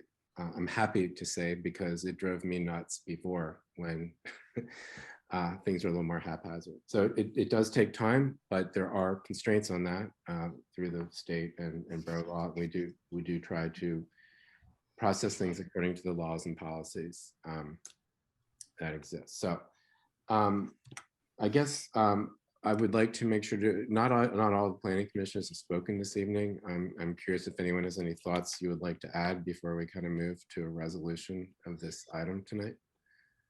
Does anyone else in the planning commission like to make a comment? Anything else you'd like the applicant to consider, or does anyone else on the commission have suggestions about how to proceed? Todd, are we voting on this, or how are we going to move to a resolution on the presented plan? I'm not sure about that. But that's why I'm asking the question. What's the planning? We don't normally vote on an application the first time. We don't have to. Normally we do have comments, but I'm just opening it up for any kind of suggestions the planning commission would like to make. No. So I will make a comment, Todd. It seems, as you have already pointed out, we don't have an approvable concept yet on this application for a number of technical reasons, but it affords an opportunity to explore what may turn out to be a much better option than the one that is currently proposed. So it seems to me that it's a God-given opportunity to kill several birds with one stone. Always something we look to do. We don't like to kill birds, Jim. I'm sorry. But we won't kill them. We will just sort of anesthetize these birds, perhaps. we'll come up with a 21st century metaphor. All right. So as was stated half an hour ago, we have two paths to pursue. One is to pursue, again, the application, the old application, I'll call it, that preserves the house and builds in the side yard, builds something in the side yard. I think the economics of that approach may be extremely close to the economics of a tear down of the house and the construction of 4 new buildings. Two buildings. That's the intuition. That's my intuition after practicing architecture for 40 years in Philadelphia. Saving a perfectly serviceable building is always a smart jumping off place for any development if it's even vaguely feasible, and this one is eminently feasible. The nature of those structures that would be built in the side yard is a very interesting design problem, and there are many ways to skin that particular cat. I think we don't skin cats, Jim. I'm skinning cats. I killed birds. This is truly a Narberth conversation. I'm sorry that Wendell Road. The contentious nature of the previous conversation apparently has gotten to me, and now I'm turning violent. So I apologize for that. We'll hug some trees together later, James. All right. So let's pursue the option of building in the side yard and see where that leads us as a group. It is in the end a collaborative. It has to be collaborative because we're gonna meet again in a similar group to discuss whatever comes next. And the other thing is the proposal that is officially before us has some issues that can easily be resolved, I think. Mindful that we are working with a form-based code, I'm very keen that the basic form of the structures that are proposed are within, I'm about to say, shooting distance of sorry, of a form that is consistent with the intent of the code, which is to build buildings that look like they belong in their environment. So when I look at the plan, and with all due respect to the drafters of this plan, I see boxes, and I am negatively impressed when I see boxes. It's essential that the overall form of the buildings be consistent with the look and feel of the street.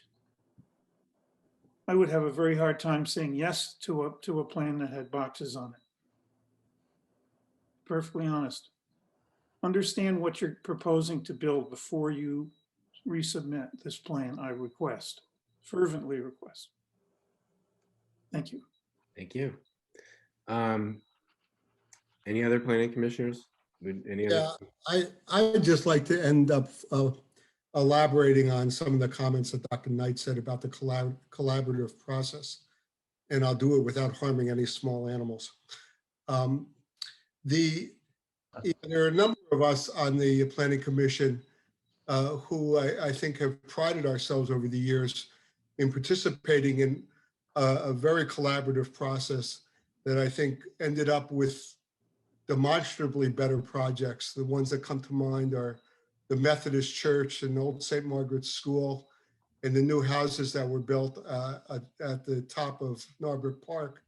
All of those projects, I think, benefited immensely from a very engaging, interactive process between Planning Commission members and then the owners and developers of those properties.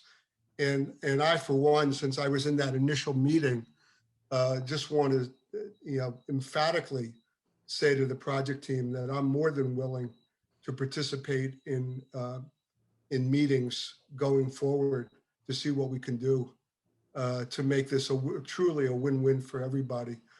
Christian and I have spoken on this subject, not specifically about this property, but generally about this subject a number of times. And I just want to close out my part of this discussion by reiterating my willingness to do that.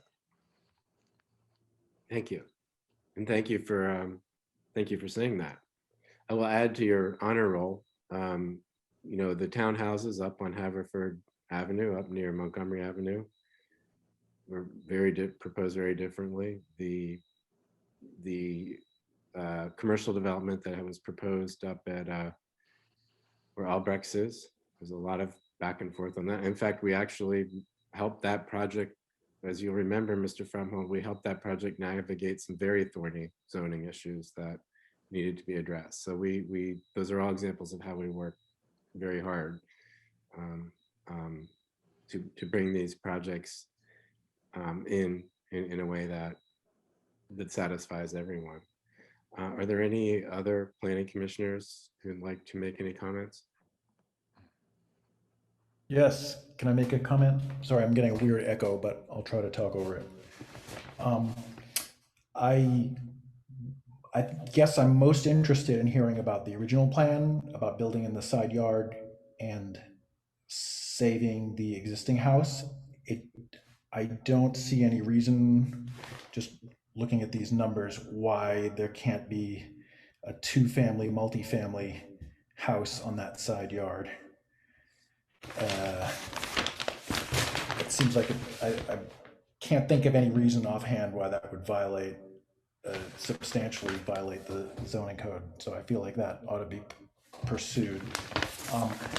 With regard to this plan, what jumped out at me most was the issue of the frontage build out. I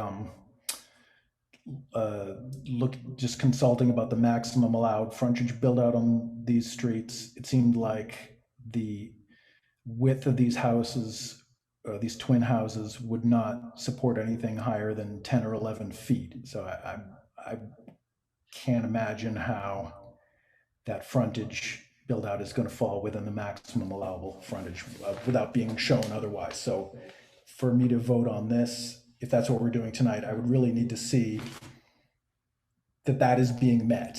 You know what I mean? Like I don't see how 2 floors can fit in under 11 feet. And I concur with all the other comments about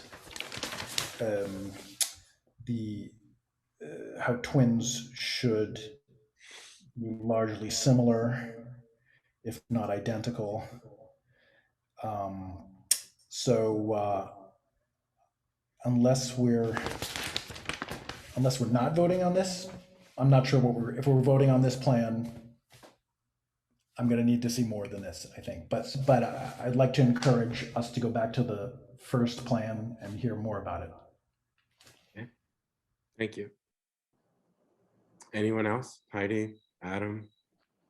I'll make a quick comment. I'd like to reiterate what Kathleen was talking about earlier about us pursuing this Heritage Action Plan where we're trying to preserve as much of the historic character of Narberth as possible.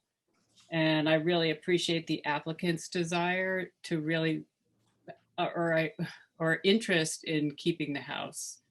And that really would have been a preference. And the fact that we did review the first plan and that did save the house, I think that there's got to be some way to work with that plan to provide 2 dwelling units. I'm not sure actually that multifamily house does fit on that site because I think they're required to have a 60-foot width property, which is why I was asking about width. Is that right, Jim? I don't know. You know what? So, okay, I have not had a good look at that first plan. I was not at that meeting. It says it's 45 feet. Well, it's 45 feet on each side, but I think there's an argument to be made that they have a combined frontage on both Marion and Rockland that exceeds 60 feet. So, oh, that's interesting. Yeah. It's another angle. Yeah. But I guess, you know, I would love to see just another stab at keeping the house and putting 2 units on that side lot. I mean, why couldn't you have, do they have to be adjoined? It seems to me there's, at least I'm looking at the original plan and it seems to me there's enough room to have 2 houses that have full size lots. I could be wrong about that, but that's the way it appears. Could I say something as a neighbor, please? We would be open. I'm sorry. I will be sure to call on you, but I'd like to make sure that the planning commissioners have an opportunity to complete their thoughts and that all of them have an opportunity to speak, but I will call on you again. And then the other point I'd like to make about the first plan is that it, in keeping with the form zoning code, and the idea of the form zoning and having the size of structures fit into the existing street, the width of the, you know, the narrower width is certainly more in keeping with that. And I hope that we could consider that also. Okay. Adam or Jennifer, would you like to make any comments?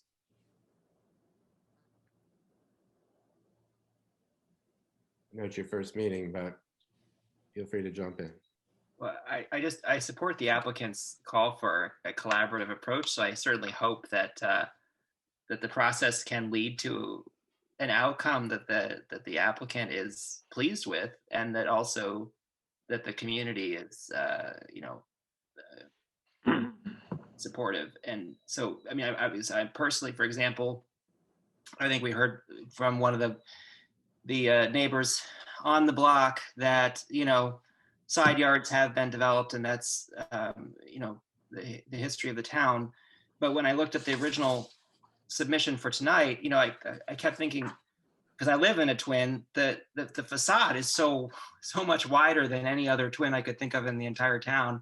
And that's, you know, which I'm happy to prove wrong, but, you know, a big part of the technical point that was raised is that it doesn't seem to comply with the zoning the way that it's been drawn. And it may be that you can get all of the goals of the project, and I would hope preserve the historic house and and potentially some of the mature trees. So I look forward to seeing how that progresses. Thank you. Jennifer, any thoughts? Yeah, I would just encourage you to keep working toward compliance. And I would also advocate for preserving the original house in an economy of materials, as well as not very familiar with the landscape at this time, but preserving any trees. Okay. All right. So, Mr. Schoenhill, I'm sorry to have interrupted you. If you'd still like to add something, please go ahead. Yes, all right, turn the camera on. Photo's great. There we go. Hello, everybody. Couple things. One is that if we were going back to the scheme where we're building a smaller development, less dense development in the side yard, and it required some form of variance in order for that process to happen, I would offer some support in order to try to help that through the process. I would not be an obstacle for that. And in terms of speaking of trees, the trees that we're speaking of are huge. They're a massive 36-inch tree, and they're just gorgeous. And yes, there are lots of birds and squirrels all over that property. The other thing I think that's really important that kind of slipped in there that I think we need to kind of be sensitive to is the concept that it is somehow the borough's responsibility to meet the owner's pro forma. And that is not the case. The original development option was of a lesser development. And thus, because now the larger, denser development does not have to be now met by the less dense development. So let's please be sensitive that if we're working collaboratively here, the pro forma also needs to be collaborative. Thank you very much. Thank you.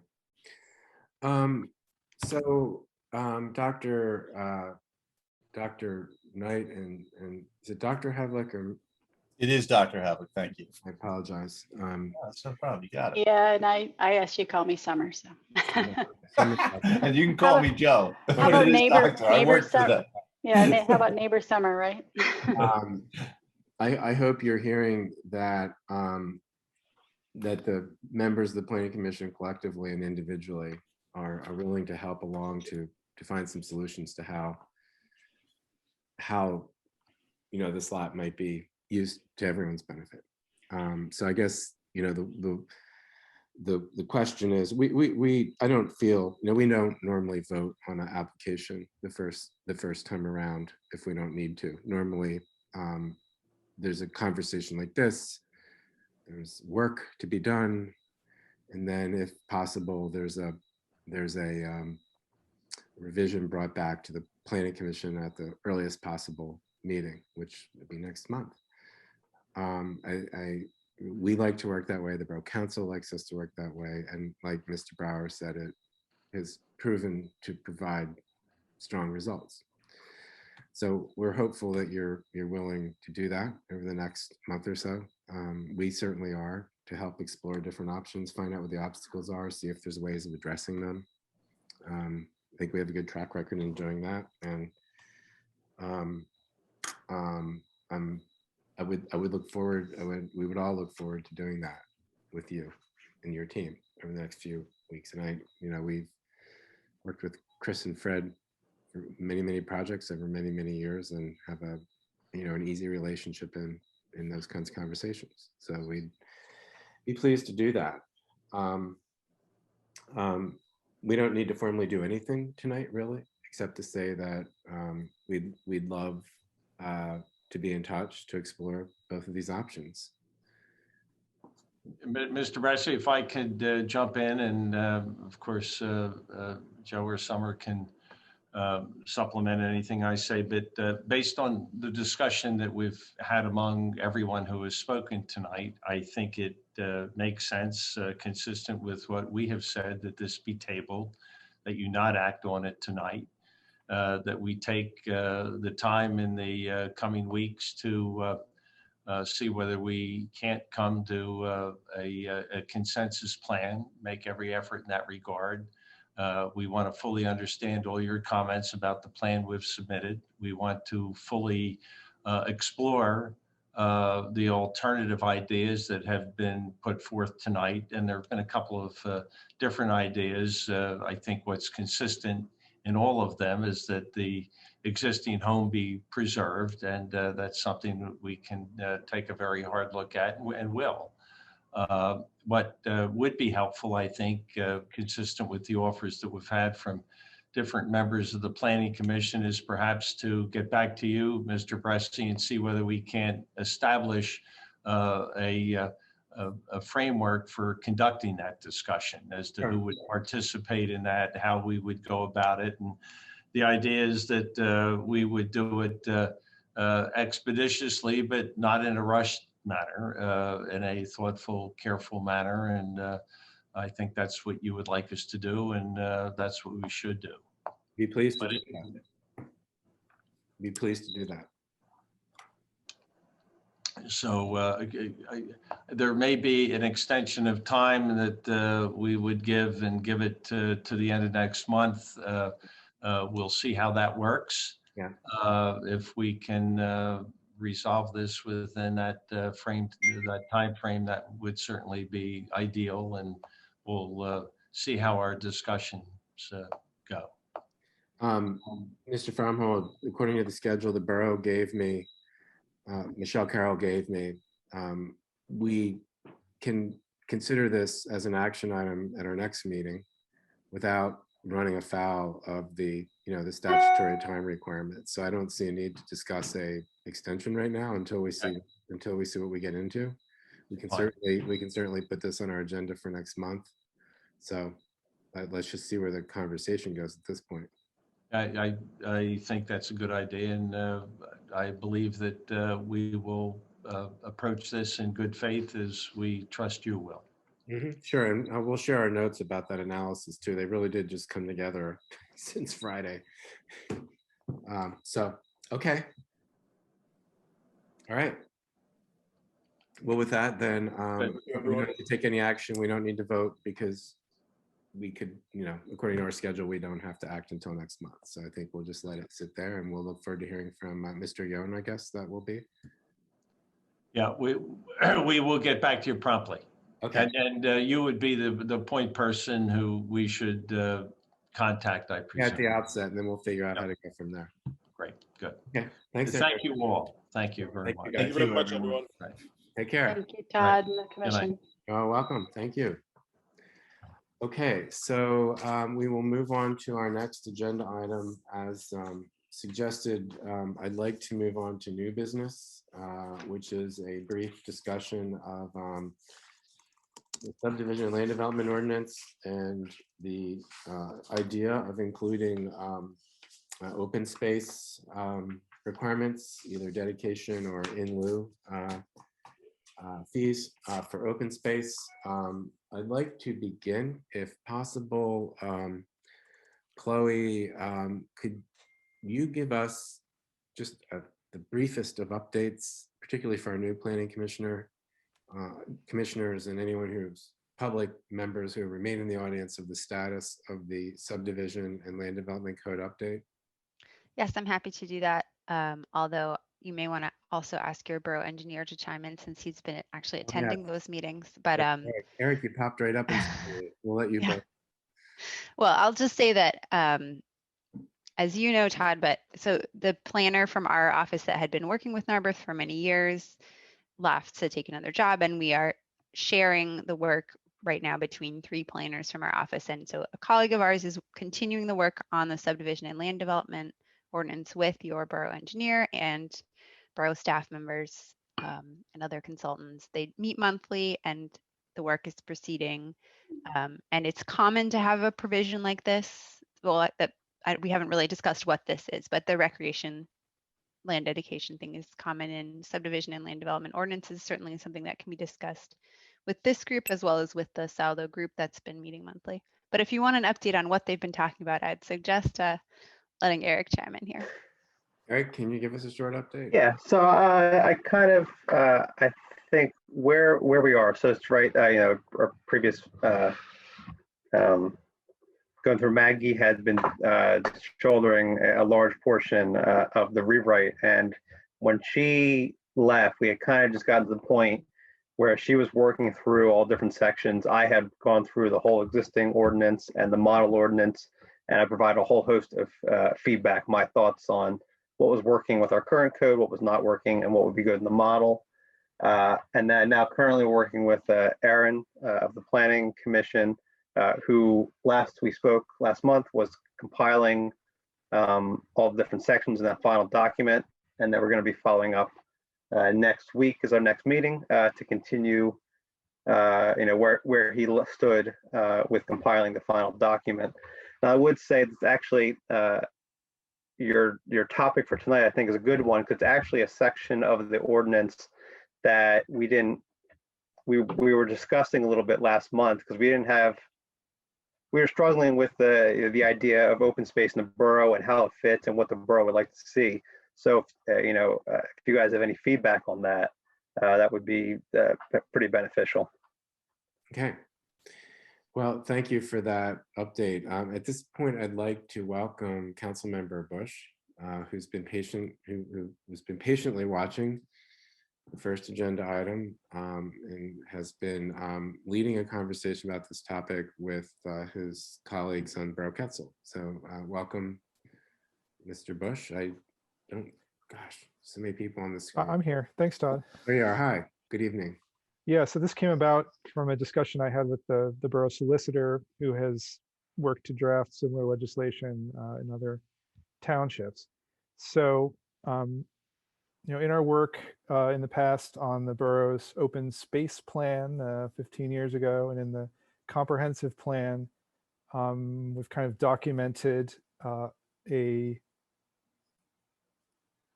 the borough is somewhat lacking in open space, right? I mean, we're built out, we have a limited amount of open space. It is below what, there are some national recommendations on how much open space you should have based on your population, and the borough is well below that. Lovers of small animals, as we are throughout the borough, it's a concern that we hear from lots of people. I mean, when a lot of these developments that have come up, people worry about the effects on open space. They deplore the loss of some of the private open space that we have throughout the borough, and certainly the public open space we have is cherished. So there is an option that we can put into the Saldo that says, we've documented this lack of open space within the borough. We would like to, work on, if possible, expanding it and certainly protecting what we have. So we can we can mandate for developments to set aside a portion of the land for open space purposes. So this is often something that a larger, someplace with larger open land might use for big developments, and set aside a portion of it for public open space. It's a land dedication, and typically it's paired with a fee in lieu. So you say, well, perhaps this is not a very good option for your property. Instead, you can pay a fee to the municipality, which the municipality will use for open space that would benefit that development. So it's an amount of money that's based on sort of the land value that you're asking for. So you say, well, the land value that we would ask for will be worth about this much. So you can pay a fee in lieu to the municipality. That money then is used on, either to purchase new open space or to expand open space that's available to the people who will be moving in. This would apply to residential development. And the ordinances that I've seen typically look at each unit. They say for each unit of housing, they specify a fee to be optionally paid. They might say 10% of the land or a $2,000 or $3,000 fee. Those are some typical options that I see. Lower Marion has an ordinance that asks for 15% of the open space, of the land to be given to open space, or $3,000 per unit. So I think that's the short pricey. So this is coming up because I know that the saldo is coming up. So it seems like a very seemed like if we were interested in it, we needed to move quickly and look into this to develop it when the saldo revisions come in. I wasn't completely sure when those were arriving, so I was, talking with our solicitor to try to see what this proposal might look like. I know you've been corresponding with Mr. Walker about this. What are the outstanding questions that you think need to be resolved in order for this to be really turned into language in the code? Well, I mean, he believes that we've laid sufficient groundwork with our open space plan and our comprehensive plan. So that's point one. You need to have documented a need for open space within the community, which he feels that we've done. And then we need to specify the amount of land that we would request to be set aside and what the fee would be in lieu of the land. I mean, there are other ways to structure it. It could be structured in terms of the square footage of the property. It could be structured in terms of the expected number of people to be in it. I mean, I think dwelling unit is the simplest way to put it in. And that's the language I've seen in other places.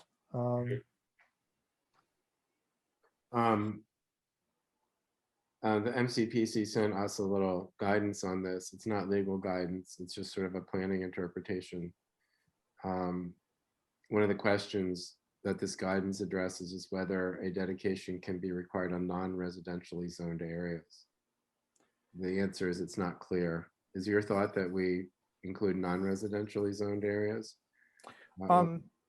I had not considered that. I hadn't, when I looked at other ordinances, they don't address, the ones I looked at don't address non-residential. I mean, I would say mixed use would definitely trigger the ordinances that I've seen, and I would expect this to apply to a mixed use development. But I don't think we need to get onto sort of legally novel grounds on this ordinance here. So I would expect we would work with similar language to what's already out there. But yeah, that's my position.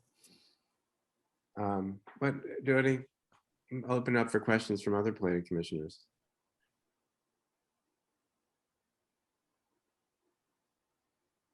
Are you all supportive of this idea? Do you have questions about how it would work? Concerns about it?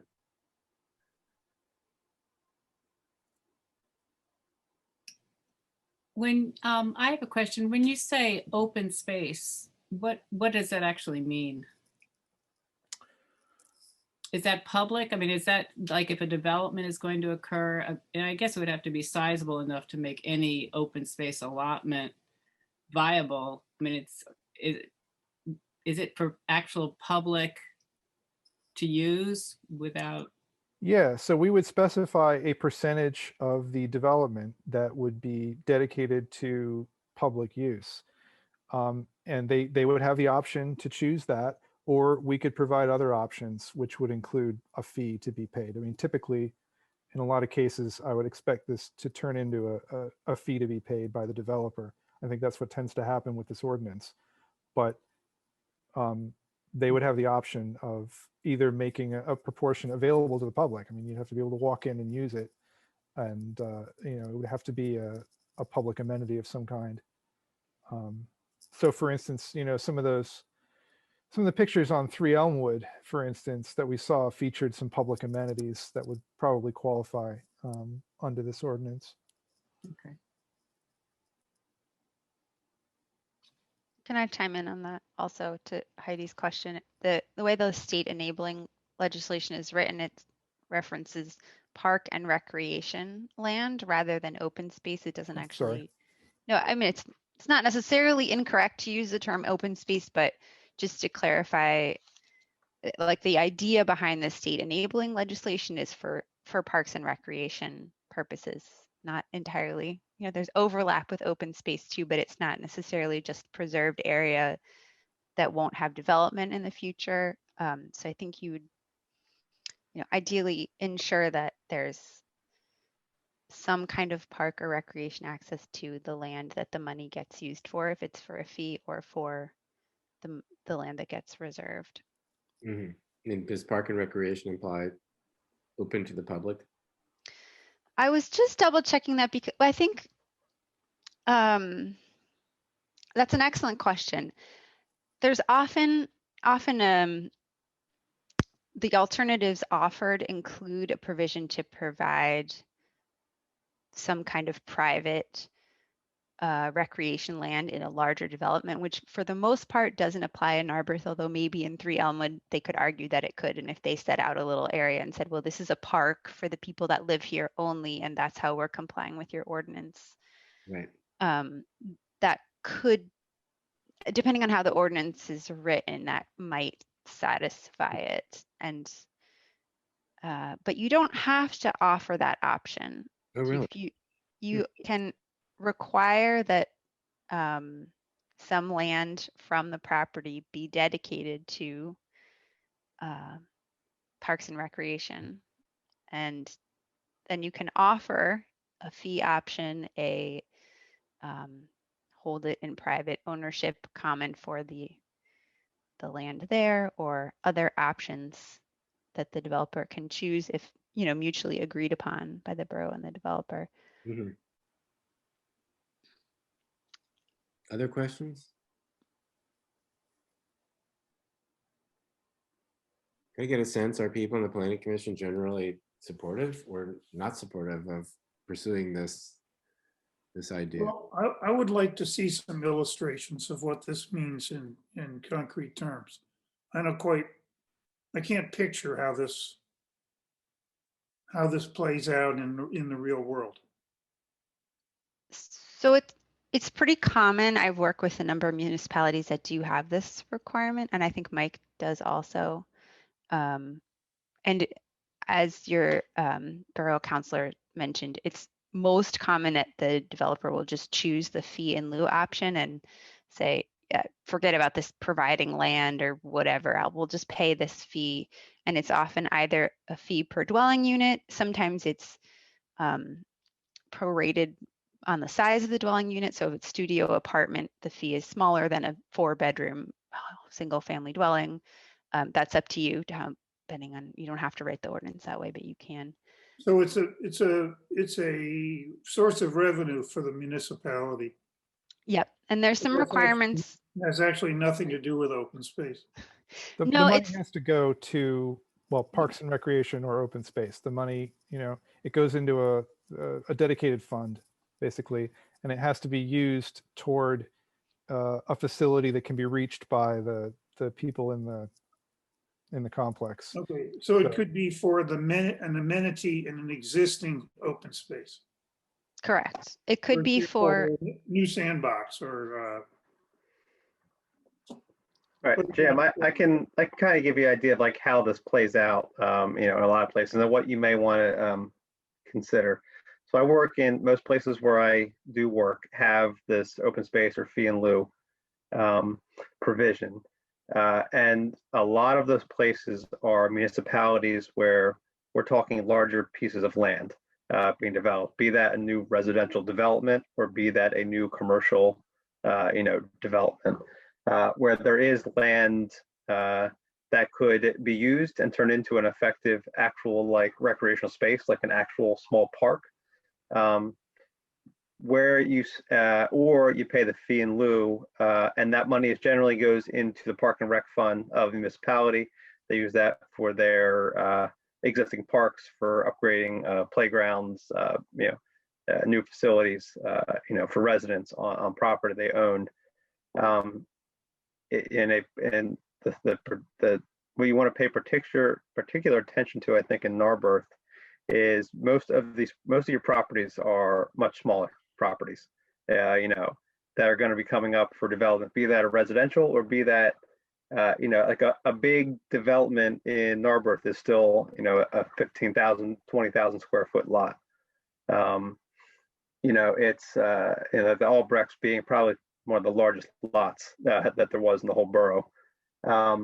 So what do you want any provisions that are going to guide, if someone has the ops to provide the land on the property, is that just going to be 300 square feet of lawn with a bench?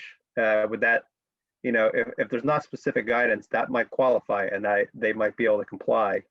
So you might want I think you want to be firm on what it is you want to see, either the fee and what that's going to, or what would be a qualifying amenity on a property. Eric, particularly in a place that's so tight and small parcels like Narberth. Eric, can you think of any boroughs in particular? I mean, as opposed to, townships that are larger? Yeah. Trying to think who.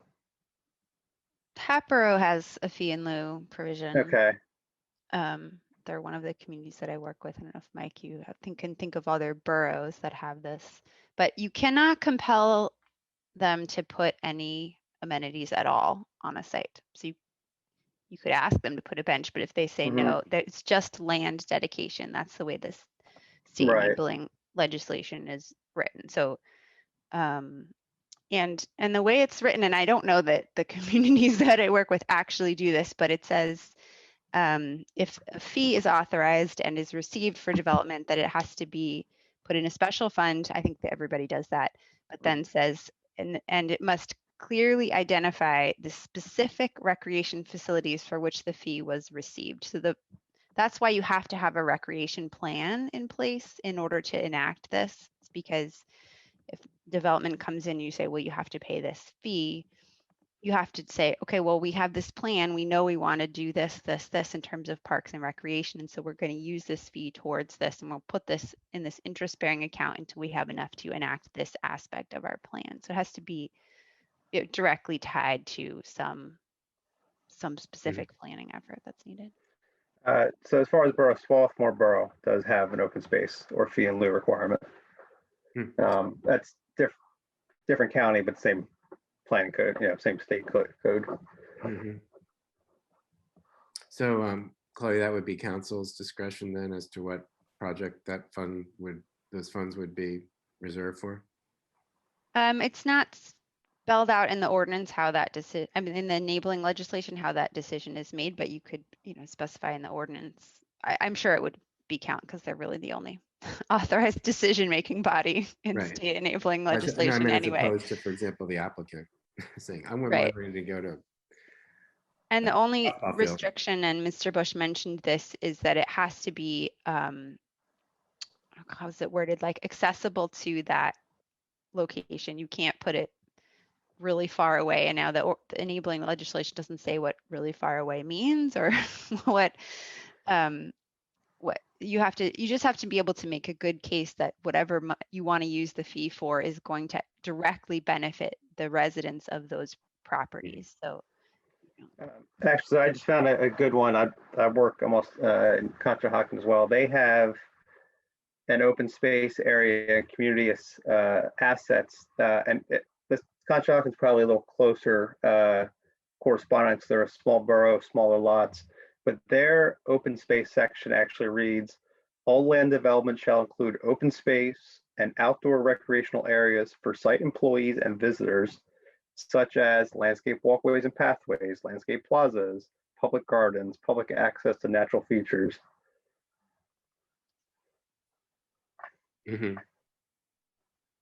So, and Todd, could I just say something?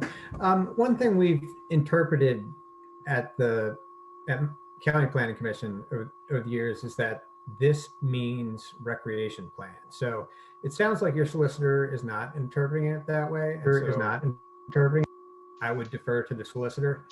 And certainly if your open space plan has enough of a recreation component in it where it does the things that it's required to do, like some of the things Chloe was talking about, and the creation of the nexus between the land development and the creation of a need for more recreational amenities, then I think you have more of a case that you can use the fee in lieu.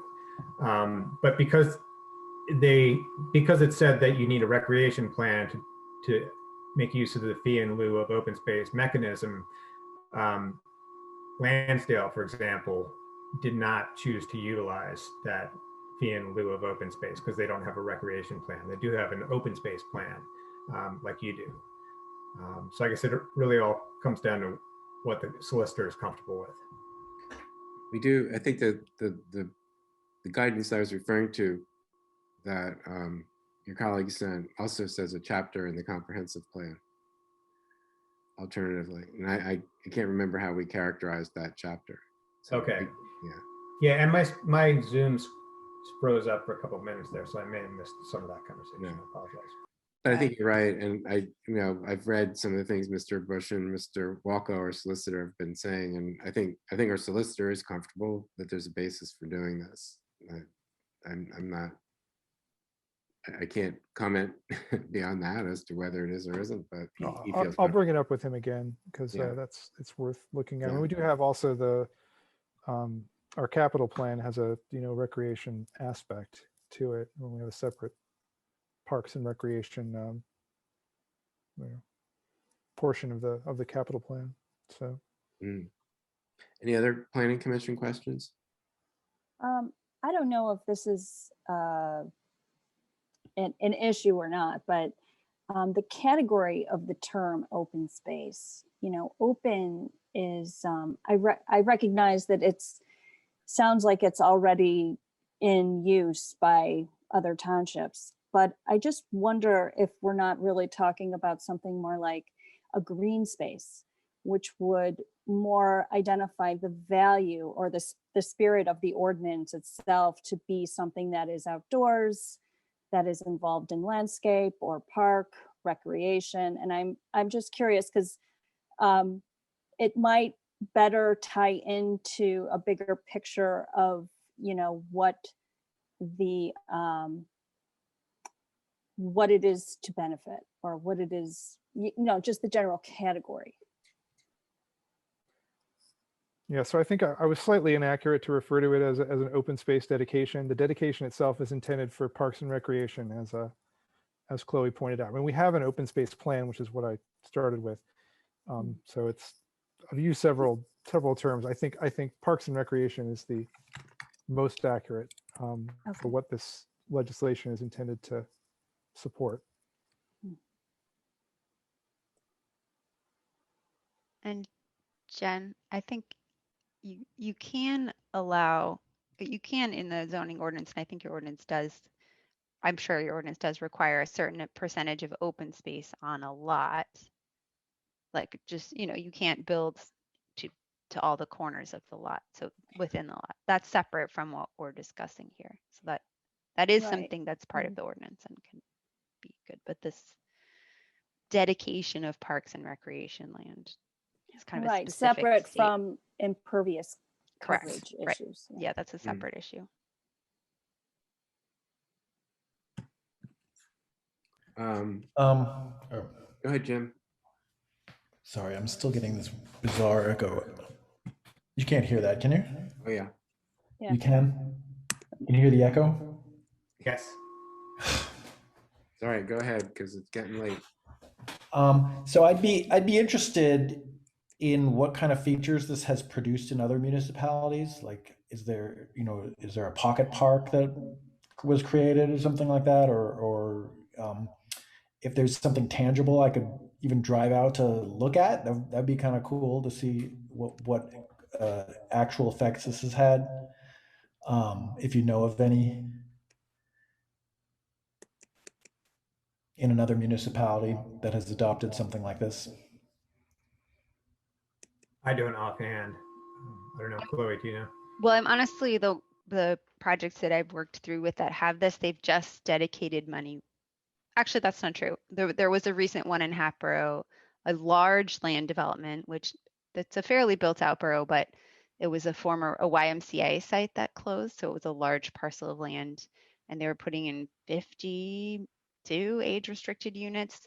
But the YMCA also had a site across the street that they used for summer camp, and the developer just donated that whole parcel to the borough and said, you just take the whole thing. We don't really want this little funny summer camp site. And it was adjacent to an existing municipal park. I think that's a pretty unusual circumstance, although it worked out great. More commonly, the fee is paid, and I know that Hatboro also used their fee one time to towards improving the recreation equipment in a playground, like towards purchasing new playground equipment from some developments that were nearby there. But I mean, and additional funding from other sources. But in terms of, I mean, it seems like it could create cool little pocket parks and other things. I haven't really seen that, but that doesn't mean it isn't happening somewhere in Pennsylvania. You know, I'm reading our open space plan. It really focuses on enhancing our open spaces. It doesn't talk a lot about adding them, interestingly. I think the open space plan, though not a recreation plan, talked about easements. I don't think it talked about acquiring spaces. So it would be interesting to take a closer read of our documents to see whether or not they really do support this. I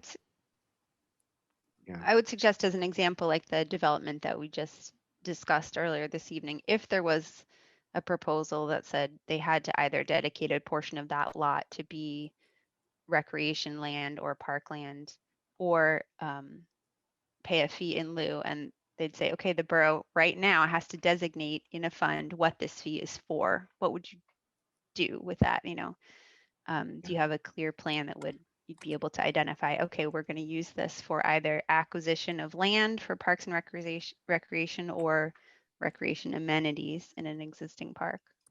And you can't use it for routine maintenance. You can't say, we're just going to mow the grass in our park and repair things that are already existing.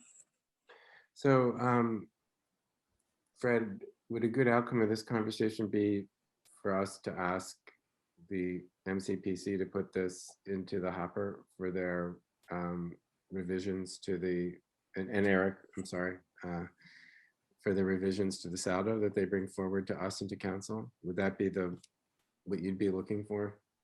Yeah, that would be great. I think I like the idea of further supporting our parks and recreation, and this looks like a commonly used tool that a lot of municipalities have, and I'd like to see it incorporated into the revision. So I think probably the good place to go with that is the model ordinance that we are working off has model language in this section, so we can work with that, and then at least that's a good starting place, to go from. Two quick questions. It's getting late, I know, but first one was, did I hear you say that Conshohocken also has it apply to commercial space? And then the second question is, does like a streetscape count as the public realm enough for open space, especially in a landlocked borough? Like I'm thinking of Montgomery Avenue and all that commercial property on Montgomery Avenue, for example. So it's really, I think, intended to address what happens when you have more people. It's to give them an opportunity to use parks and recreation space. That's sort of the headspace they were in when they drafted this legislation. So it hasn't really been, I'll let the planner speak, but I don't think it's been applied to commercial property. That was the understanding I had, is that it's typically not applied to commercial property. Yeah, I know Conshohocken has it. I don't specifically have not been involved with it in that aspect, but I could look into that a little bit more. Yeah, I think what you were referring to is more of a site plan standard than a recreation fee. No, actually it's more like if you had a plan for facilities plans. Alternatively, it's programming, right? It's a recreation, but that they're paying into a fund that's going towards a common purpose that's nearby, but not necessarily part of their property. Right. Just because I'm a little concerned about, layering too many fees on housing development and giving a free pass to commercial development, because as the guidelines do say, the inhabitants, I think is the word. So you can stretch that to say that office workers inhabit an office building, but anyway. Sometimes.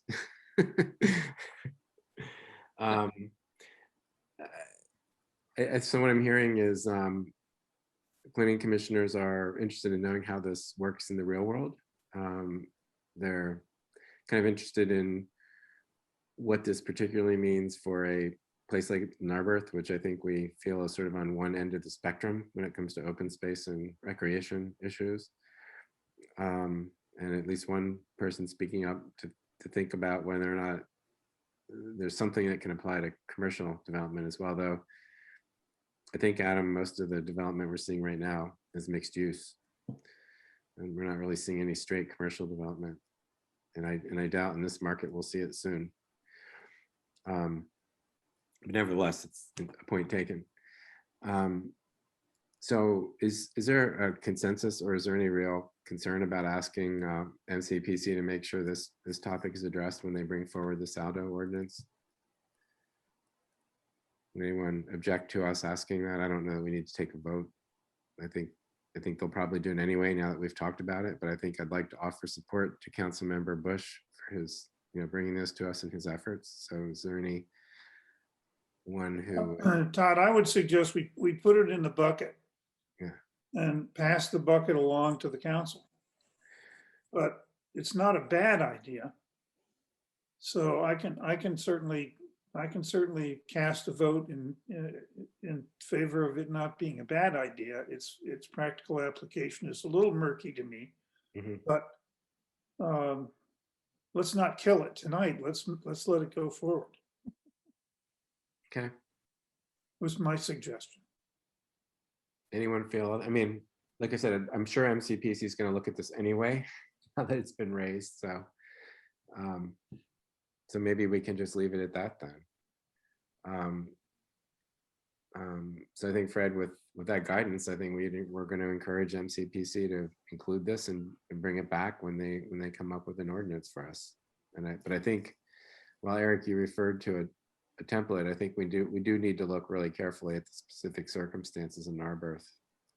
It's built out nature, it's small lots, the lack of real opportunities to add open space, the need to reinvest in existing open spaces, and make sure we can, that there's few large properties where there's potential for some new space to be created. And so to kind of make sure it's fine-tuned for those realities. And Todd, yes, you may be familiar with the website conservationtools.org. And so it's, the website is paid for by different state agencies, and I think some land trusts, but it talks about the whole dedication requirement as well as fees in lieu. And it talks about numerous instances of municipalities that use the fee for adding playground equipment, or upgrading an existing park with equipment. And I think that's what you're getting at with Narberth. It's a built out situation. So I do feel like it would have a role to play. And it also says that for non-residential, the MPC is silent on whether you can require it for non-residential. So that's sort of the legal background for that. Right. It's neither allows it nor disallows it. So if you're I'm actually looking at the Conshohocken code right now, and it does look to me like they require this for commercial buildings. So, or at least if they don't, I can't find that anywhere. No, I think there are a few others that do also require it for commercial. I was just looking too. I think there are some that do. Okay. So I would say let's leave that option on the table as well, and see what our planners and our solicitor suggest about that. So. Okay. Fred, we have one other big topic that I need to at least put on the table. Is there anything else about this matter you'd like to ask about or mention or hear back from us about? No, I appreciate your time, and Well, we're glad you. Thanks for the discussion. You brought this idea up. I'm sorry you had to wait so long to get on the floor today. Maybe a lot. I'm sure he found it entertaining. Instructive. It's always interesting to see a spirited civic discussion. You got one tonight. Yeah. Okay. Our last item is the draft preservation ordinance, and I'd really like everyone's guidance here. My hope had been to talk about this tonight so that we could forward something to council. I don't think we want to forward council something that we literally say, here's the final polished ordinance. Please ask Mr. Walker to turn it into a, an agenda item. I think what I was hoping to do is that we could send it to council saying, this is our best shot. It's complicated. We know you're gonna have questions. So we think it's better to have in your hands so that we can resolve outstanding questions and get this into shape so that it can become potentially an ordinance if you feel you can support it. It being 9:45, I want to ask people's sense about that. Should we try to do that tonight? I'm just acutely aware that we have a really good opportunity right now. I know that we're going to probably have a very busy meeting next month. We might have 2 or 3 development applications on our schedule. Another option would be to schedule another meeting to handle this. I guess I'd like to hear what people think, recognizing that it's almost 10 o'clock. I think scheduling another meeting is probably a good idea. I had a bunch of questions on this, and I agree. It's always gonna fall by the wayside if we have one after another development applications to deal with. So it's never going to be the first item on the priority lists. Okay. Okay, that being the case, then would you all please email me dates over the next 2 or 3 weeks that you could consider an evening meeting? I don't think it has to be 3 hours. Hopefully it can be an hour.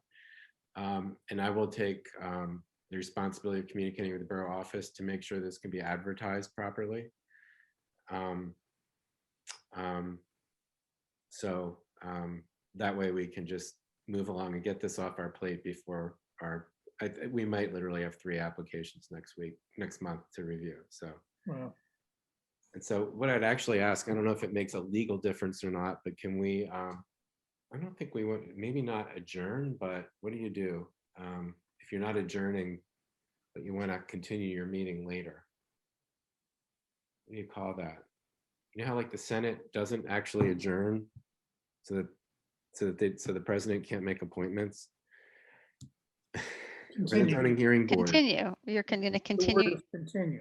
Yeah, I agree. Let's do that. Can I have a motion to continue this meeting at a future date that to be determined? So moved. Okay. Any seconds? Please, someone second. Can you hear me? Can someone second that? can you hear me? Oh, no. I'll second that. Okay. All in favor? And third. All in favor of continuing this meeting to a future date and over the next few weeks so that we may discuss the last item on our agenda. In favor? Aye. Aye. Aye. Any opposed?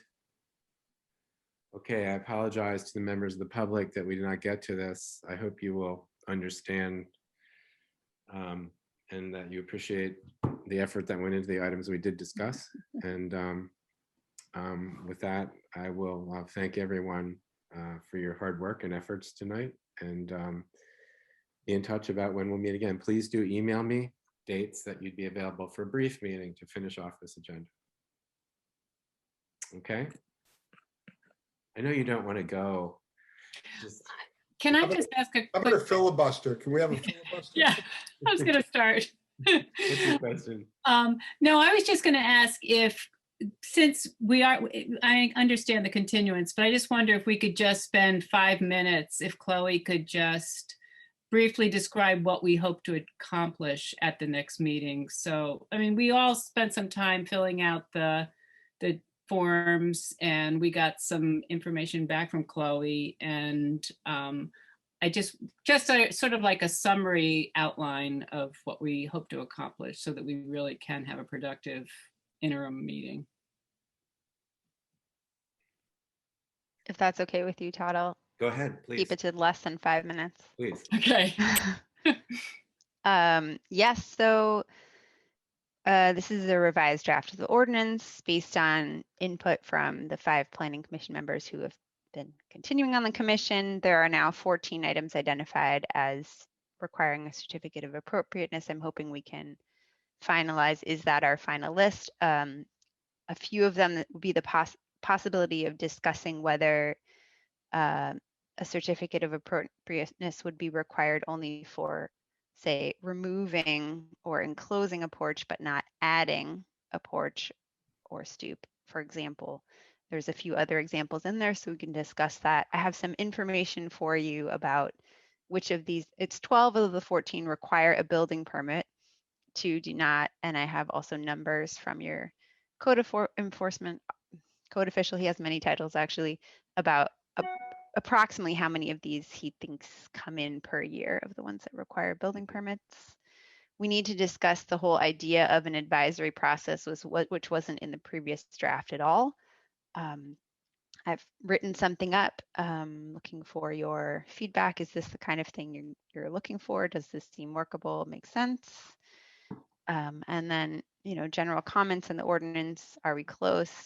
What else needs to happen?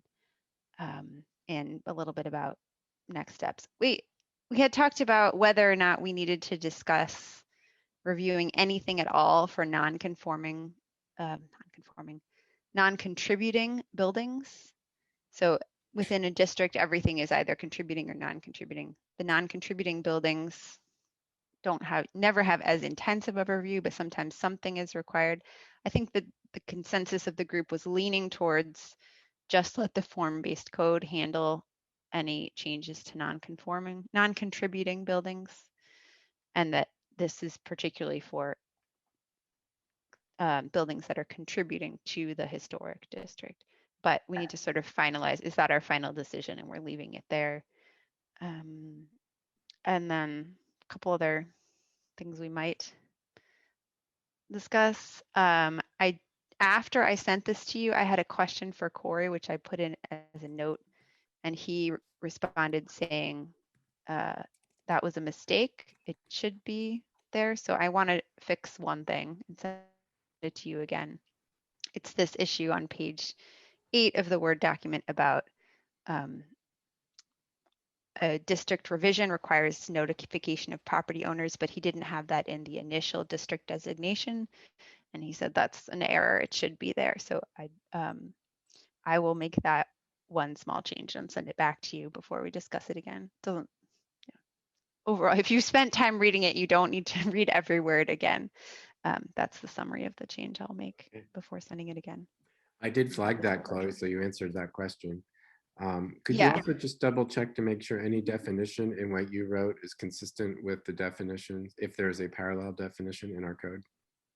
I did go through all the definitions and check your other definitions in the code. Great. Yep. Great, thank you. Well, that answers 2 of my questions. Okay. Well, look, we've discussed, that was 3 minutes. We're 20% of the way there. And we That's got a good, lot Heidi. done, Heidi, in 3 minutes. So there we go. Good. In terms of notification, what's the soonest you're looking at? I mean, would we maybe have a meeting next week, or is that too soon in terms of getting responses and notifications? I'm open to any date between now and our next meeting. Okay, I'll send you. So Send you my availability as well. Has to be advertised. yeah. Right, there has to be some amount of time to advertise it, but Right, I'll I talk to think it can Michelle happen about pretty that fast. tomorrow. We've gotten help with that from the borough's office and the solicitor when we've needed to do this in the past. Great. So, okay. All right, thank you all very, very much. Good night, everyone. Good night. See Good you again night. soon.